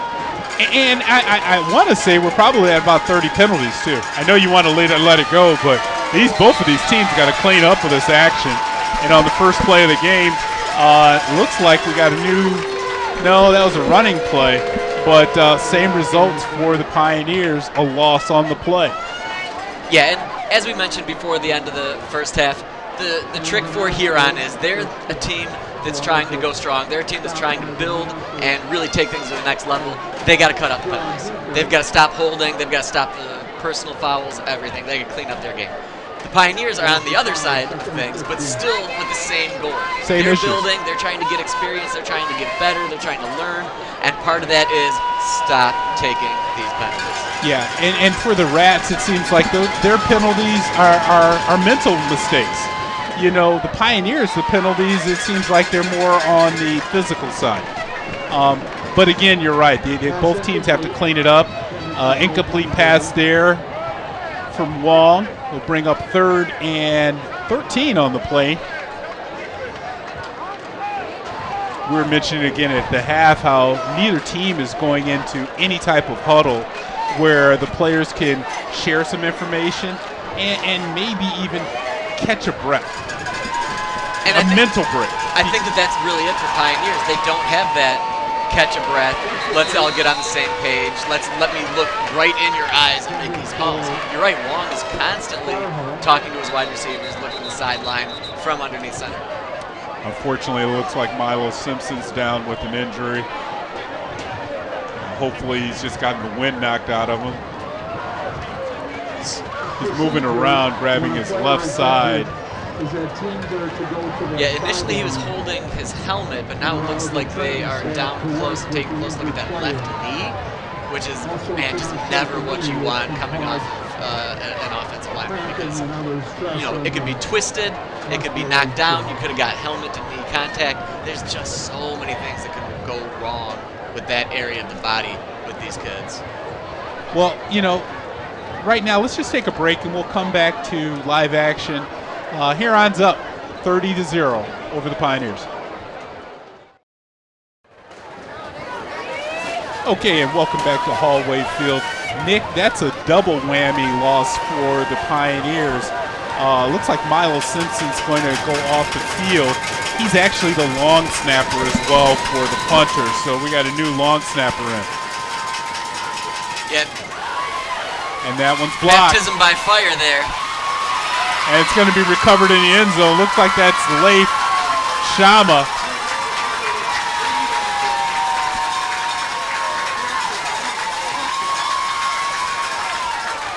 And I couldn't tell who blocked that, but it definitely looked like there was a score by number 51 for the River Rats on the play. Yeah, however it got into his hands, Shama was the one that ended up with it and will get credit with the touchdown. I love that sound effect. Yeah, you got that little fire coming out the Huron age. Let's see if we can see who gets their fingers on the block. You can see Shama. That was just a low kick, right? Yeah. That was. Do you get credit for a block when they kick it into your head? Yeah. Wow. I still did it, right? That was my head. Big head McGinty on the block. And Samaha with the extra point puts it at 37-0 for the Huron River Rats. And lost in that briefly, getting back to Milo Simpson, he did get up off the field. He was helped off, but no need to cart him out. He got with the one-legged hop out there, so hopefully everything is aces with him. Hopefully nothing more than just a twist or a sprain, but I'm sure they're doing their best on him right now. Yeah, and you definitely don't want to see the way that the Pioneers, still behind on the scoreboard, but you don't want to have them injure any of their players because, again, this at the end of this game, you're a third of the way. You still got 2/3 of your season ahead of you. And next week on the Game of the Week, we'll be watching this same Pioneer squad as they face off against the Skyline Eagles. Yep, and hopefully we'll see Milo Simpson out there.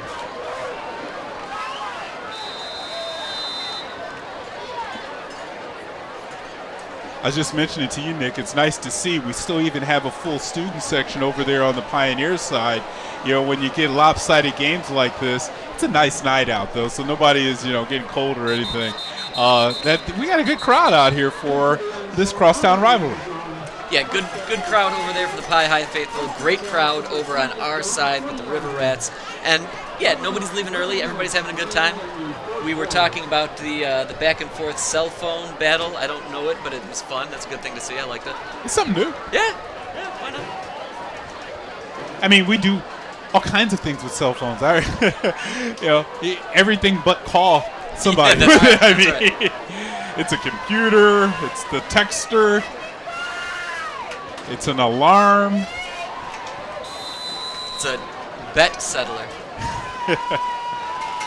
Most of the time, I'm taking pictures of my food. Yeah. The old foodie, Kevin Bryant. That's it. Foodie. Wong on the run again. He's going to be slammed to the turf. He was down, though, by Bruce Williams. First time we've seen Bruce Williams' name, and that's a son of Josh Williams. He played in the NFL.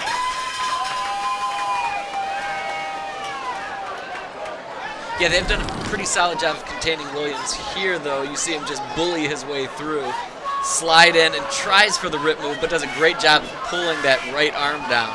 And Wong's melon bounced off the turf pretty hard.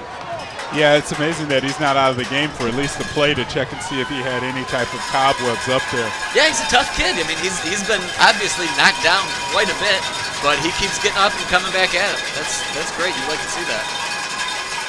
Well, that was definitely a blown play there when Leif Shama is right in the backfield. Actually, almost simultaneously when the ball's back there, right? Which will bring up third and at least 18. There's Wong getting brought down by a couple of rats, as you said. But Wong keeps getting back up. That's what you want from your field general. Tough guy. Yep. You want him to get knocked down, get up, get knocked down, get up, and then keep motivating that offensive line. You would think, though, that there would be some plays that they can dial up for Wong to get some confidence builders, some confidence plays, some quick hitters. Because right now he's going back and he's either rolling left or rolling right. And, again, wow, that was a quick snap, good hands. That was a straight slant pass off of the receiver's hands. Yeah, that was the try for that slant, as you were just saying. What are the other options, though? Like a little bubble screen, maybe? Yeah, because you don't have a lot of time, but you got to call up some plays that either give the quarterback, because we've seen some success with running the ball up the middle. Maybe you have more of, we've seen some screen pass tries, but something, if you're going to have this quarterback in this position, you want to have him do something that he can build upon. Yeah. And right now it's incomplete or sack. Yeah. Running for his life half the time as well. On the punt there from Wong, actually. Picked up by Pitts. Pitts makes one player miss, and he'll be brought down at the 25 or 26-yard line of the River Rats. 8:01 on the clock as we have a running clock now in the fourth. It looks like another Pioneer player is twisted up and down on the field and holding his leg, and looks like we might have another stoppage of play, Nick. Evan Burkhart maybe down there? And that's one of the things that Coach Griggs has been able to avoid in this matchup against a team that's physically bigger as well as more experience is losing some of his players because, as we mentioned, this is only the third game of the year, Nick. Right. Still a long way to go, so that is the real goal here. Those moral victories are nice, but staying healthy is huge. You can't get those moral victories if these injuries compound and get bad. Well, now it'll be interesting to see who comes out under center for the River Rats. If they're going to continue to see Harding, or if we're going to see any of the looks like Harding's still out there on the field, number 13.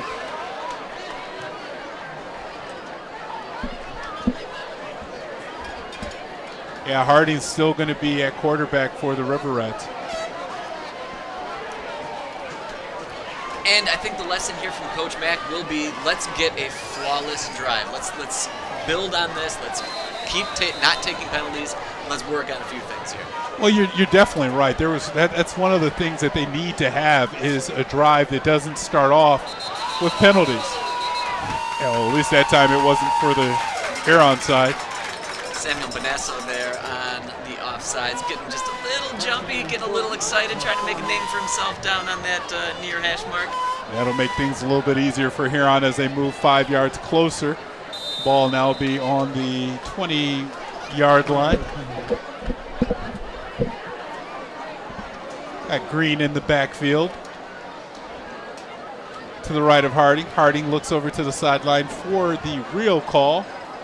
It's got to be tough on the linemen when they do that. Harding now go to the end zone with a wide open player. In the end zone for the touchdown is going to be Davis Hugon. Man, what a nice pitch and catch right there. Yeah, another just expertly thrown ball by Harding out of that backfield. He took his couple of steps back, set his feet, squared the shoulders, and just fired that right to Hugon where he needed it. And you can see this right in stride here. Never breaking stride was Hugon. And that was right in the breadbasket. Another accurate pass by Harding.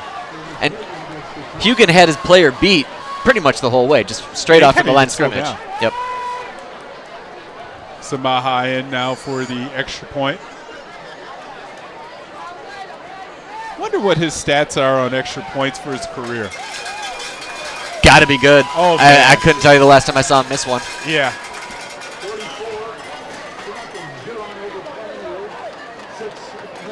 Right, you didn't get recruited to the big schools for missing extra points.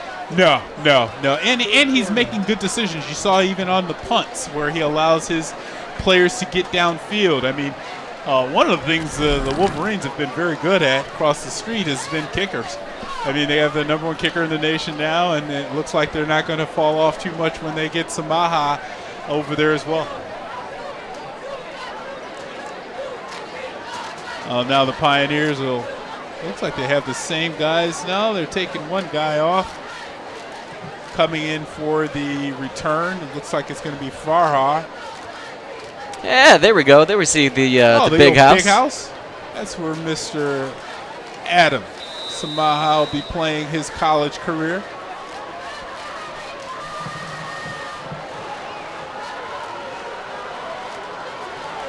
Touchback, Nick, or are we're going for the coverage kick here? I don't see why you don't keep practicing that coffin corner that he was going for.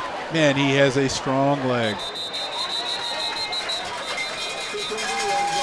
And his kicks not only travel in distance, but they have great height on them too. Good height, good spin. Everything about it is exactly what you want when you're going to that next level. And something else to think about, he is left-footed. As that southpaw, that ball's got a little different spin on it than you're used to seeing. Mm-hmm. So it might twist and turn in the air a little bit. You know, you're used to seeing righties kicking the ball at you. You're used to seeing it with that certain type of spin. And then all of a sudden it's doing something a little bit different. And even just that little bit of unsureness can cause you to muff it, drop it, head it just like bounce off your hands, whatever it might be. Well, and you don't have a lot of players or teams that have a kicker that you can practice with. You know, that they're practicing those kicks to. Long now, will roll out, and that ball is picked off Giorgio Pitts. He has a lane, and that's going to be a score for the Rats. Boy, they're racking up the points now.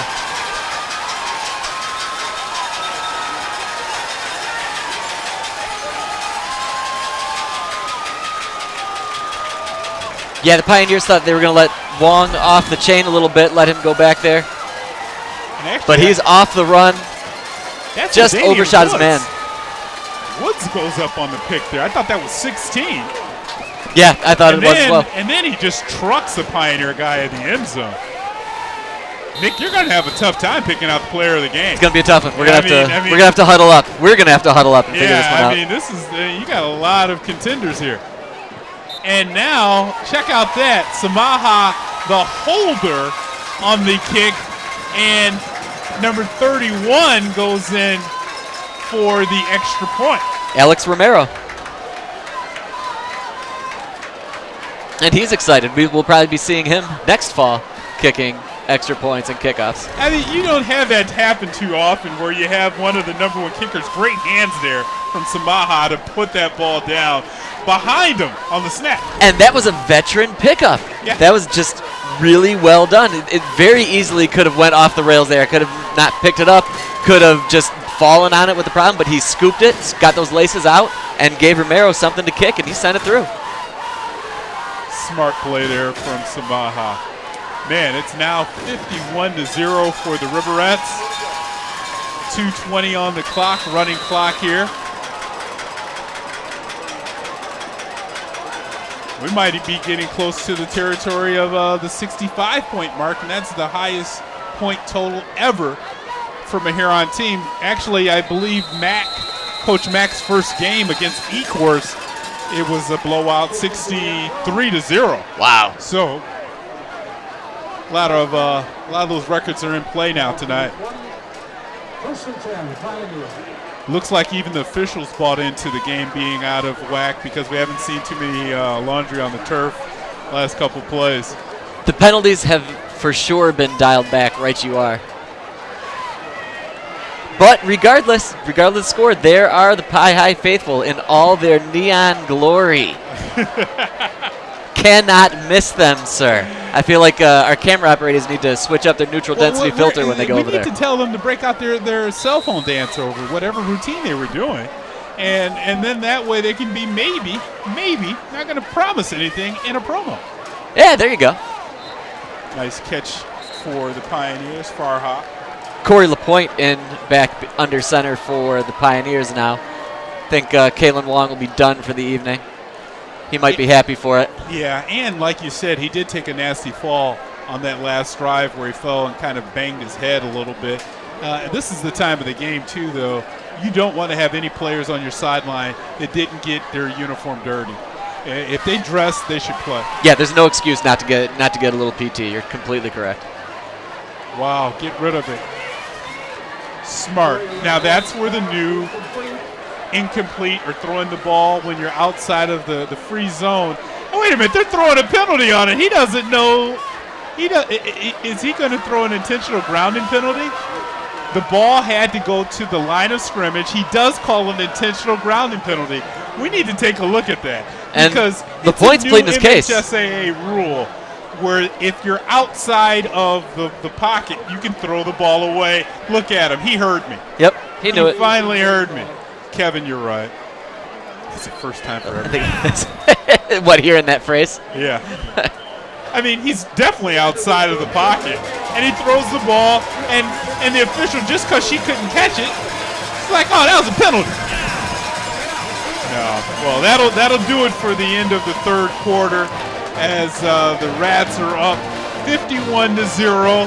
We'll hear the band play in the background, and we'll come back after this short break here on CTN Sports.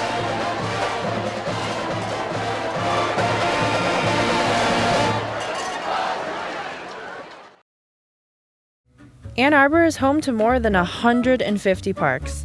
That's 150 reasons to get out and get active around town. In addition to more traditional parks, Ann Arbor has some unique amenities, like the Universal Access Playground, Ann Arbor Skate Park, and 2 disc golf courses, all free of charge. With all of this and more, Ann Arbor is sure to have something fun for everyone. Come out and see for yourself. Visit a2gov.org/parks or call 734-794-6230 for more information. And welcome back to Hallway Field. I'm Kevin Bryant with Nick Wisniewski. Close enough. I'm trying. I didn't say Wisniewski, you know. I mean, I think that's said that for at least 3 years. You're one up on the scam call that called me this morning, then.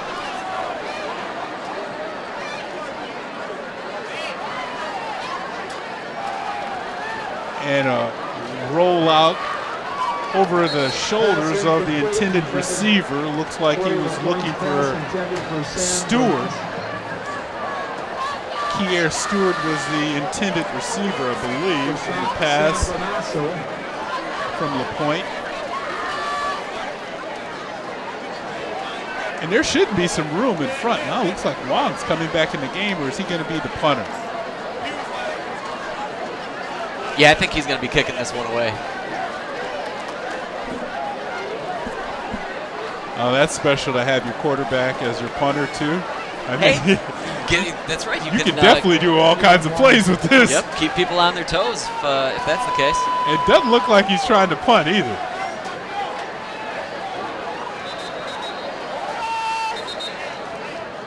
Yeah, a little confusion between Wong and the sidelines, so wisely calls it. A timeout. I think there was some shenanigans that was going to happen on that play. And it looks like it wasn't all together. That's not a great place for shenanigans. If you're inside your own red zone, inside your own 12, I like shenanigans as much as the next guy, don't get me wrong. But that is not the time and place for it. Yeah, I mean, he was looking over at the sidelines like, do you really want me to call this, coach, or the timeout? And Griggs just, hey, let's just time this one out. Yeah, let's go back. Let's do this the right way.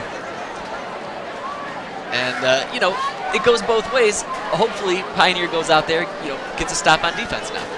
Right? You've got things to learn on both sides. You have to build on something. You have to, and you gotta think Pioneer is going to be watching this on film in a couple days. So they're going to want to slow it down and say, hey, this is what happened. This is where we can do a little bit better. And if you're, especially in this kind of formation, and you're really only going 9 yards. So let's see what we got going on here. Wong takes it. A little low line drive kick. And Pitts, did he put a hand on that ball? It seemed like it was awfully close, and it also seemed like it took kind of a funny bounce, but officials are saying that he never touched it. You didn't see a beanbag pop out, so I mean that's the telltale sign that the player touched it. But you could see Pitts on the sideline getting talked to by one of the coaches like, hey, that's fire. Get away from that ball. Just get away. Yep. Back off. And we've seen a lot of success with the Pioneers punting those low-line drivers now, so that might be the takeaway from this game. Well, part of it, their kicking game. I mean, that is part of, what they need to do. I think, though, for them in this game it's going to be, hey, we need to eliminate our self-inflicted wounds. And let's see, we didn't see it on that replay if he really touched the ball or not, but obviously we are going to start with Huron with their ball in possession on the 34-yard line, and still we see Harding in at QB, but there's going to be a timeout on the Huron side. I wonder if that's to get a different quarterback in. Oh, here we got a replay here. Can we see it on the replay? I mean, Pitts puts his hands right down. Oh, looks like he got a shortstop bounce. It looks like he got a shortstop bounce, and it bounced right up under his glove. He's fortunate that slid right underneath his hand. Good camera shot there, guys. Great job. Yeah, great job by the replay team in the truck, going back and finding that. And I think he might have. I think he did touch it because I think he natural knew reaction. He touched it. You've seen Let's the go natural after reaction. That. Yes. Yeah, I mean, because he didn't even put the hands up and say, "Yes, I back didn't off. do it." I mean, he said, "Oh man, I better go grab this ball." But maybe he noticed no beanbags out. I don't have to go on the ground and grab it. Heads up play by him if that's the case. But that's too close a for very comfort. different way. Yeah. Harding does stay in the game in QB. And this, I got to think that Coach Max just wants to get him some very good positive reinforcement out of this game. Looks like it's going to be a false start on Pitts on the bottom. It looks like Pitts is limping hard. Did he pull a hamstring? He's coming to the sideline right now. Look at Pitts at the 50-yard line. He's cramping up hard. He is down on his belly. Right at the 50-yard line. On the 50. He went down. You can see that right leg of his is not moving that much at all, and he's going to take it to the bench. Yeah, like you said, I wonder if it's just a cramp, maybe just a Charlie horse there. He's trying to work it out. That's one of the worst feelings ever, is the anticipation of that cramp about to set in. Yeah. And when the cramp sets in, there is not too much you can do. Yeah, all you can do is just water it out. Hopefully somebody can help you there and just bang that thing out.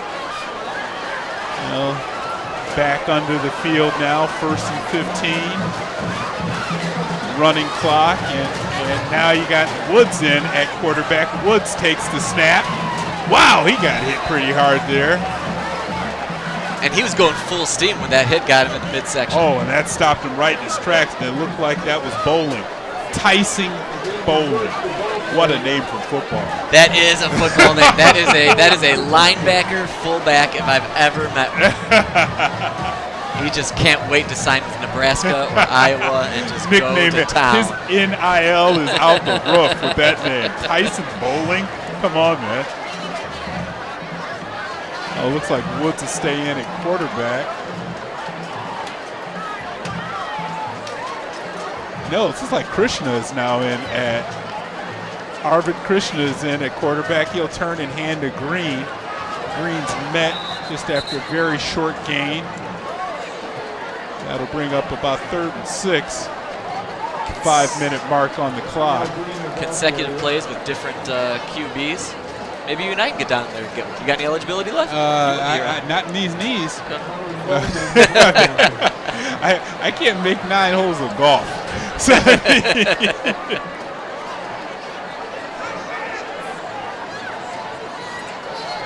at the time of the game, well, you've definitely seen that oh, wow, what a pass about Arvid, and caught and going to the house. Is that Cameron Flowers again?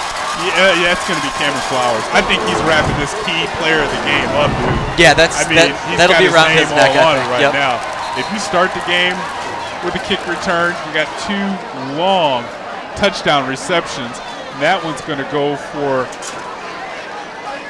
Are they calling a penalty? I see the officials walking slowly. They're pointing to the side of the bench, and it looks like they might even call a sideline infraction.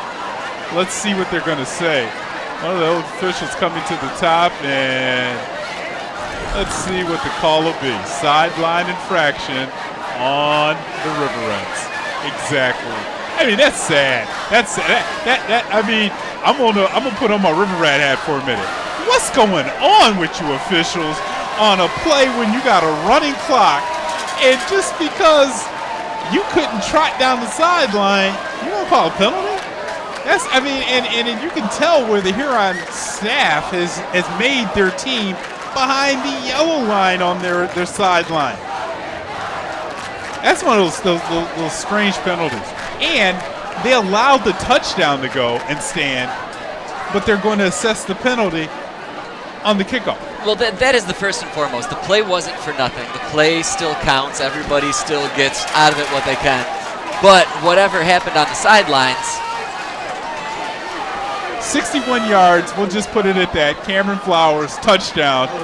And now under 3 minutes left on the running clock. The Rats are trying to go for 58 against their crosstown rival. It looks like a timeout's trying to be called by Coach Mack, as there's some confusion, Nick, on who's supposed to be on the extra point team. If you're marking confusion on your Game of the Week bingo card, it's full. Penalties, full. Flag, full. It's not flag football, is it? No. I mean you wouldn't know the amount of time you said it. real close. And you would think these officials have dinner reservations somewhere. Those things are blown. They're out the window now. I mean, it looks like they were, at first they thought that the game might have gone too fast, so they're trying to slow it down with some penalties. And now it's like, okay, we're going to call a timeout, but we're still going to, still running a clock, because unless the player's injured, we still got the running clock. But no, it's too late for your reservations. We're all getting Taco Bell now. Chalupas for everyone. Alex Romeo on the kick now for the River Rats. Let's see if he can make it 2 for 2. He pulled a little bit to the left on that one. He's going to miss it, so Huron does have something to work on in practice.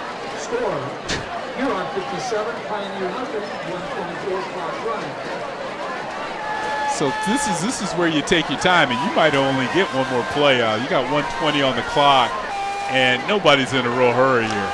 No rush. No rush to get about there defensively. Pioneer, even along the same lines, they've had some close calls with injuries. They don't want that to keep going on. So, yeah, I think you're going to see some lollygagging getting out onto the field. Lollygagging onto the field, lollygagging to Lollygagging in kicking. high school? Come on.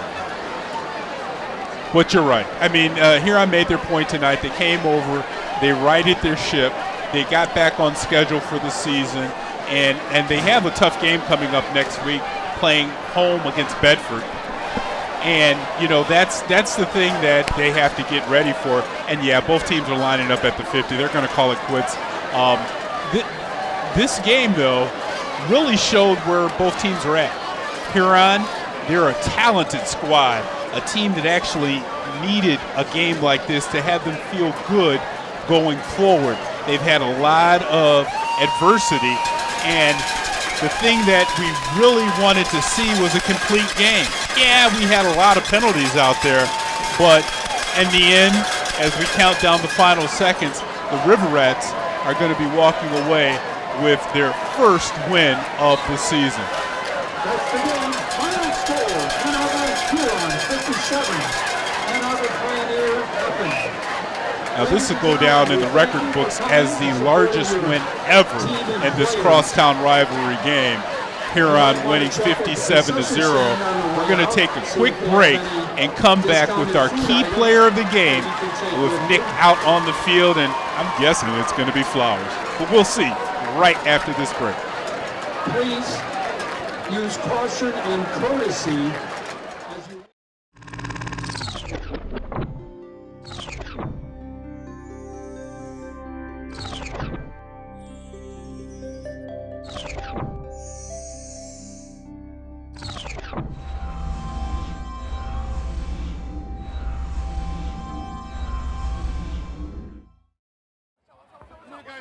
Thank you, sir. This is for you for at least the next 5 minutes. Nothing else. You have earned that. Are we good here? Guys, can I get you guys to move over? Good to go. We are good to go on the field. Cameron Flowers, you guys started off huge with your kick return. How big was that to get the momentum in your favor going tonight? Man, it was a blessing, honestly. Just coming out there, the adrenaline and everything. And my first away varsity touchdown coming as a sophomore, it just felt great. So what does it mean to you to not just get this key player of the game, but to beat the crosstown rivals on their home turf here tonight? I mean, it feels great, A lot of these people I used to go to middle school with, and I know I'm friends with a lot of them, and it just feels good, crosstown rivalry. Everybody played hard, they did their best, So. And how important is it to right the ship after first losses, this first couple of weeks, but to get out here and seemingly do a lot of right things, and you led the way, man? It feels great, having everybody coming out to support us and everything, it means a lot, So we have something to play for, to work hard to. Lots to work hard, still a lot of season left, but it's been fun watching you. Cam Flowers, key player of the game for Game of the Week. Kevin, back to you. Well, that was awesome. I mean, from the start of the game till the finish of the game, to getting the key player of the game, Cameron Flowers, our player of the game. The River Rats come across town and will walk away with their first W of the season. Next week, we'll be right back here, though, for the Pioneers and the Skyline Eagles. For Rob Cross, our super producer, and all of the folks that made this broadcast possible, I'm Kevin Bryant. We'll see you soon here on CTN Sports.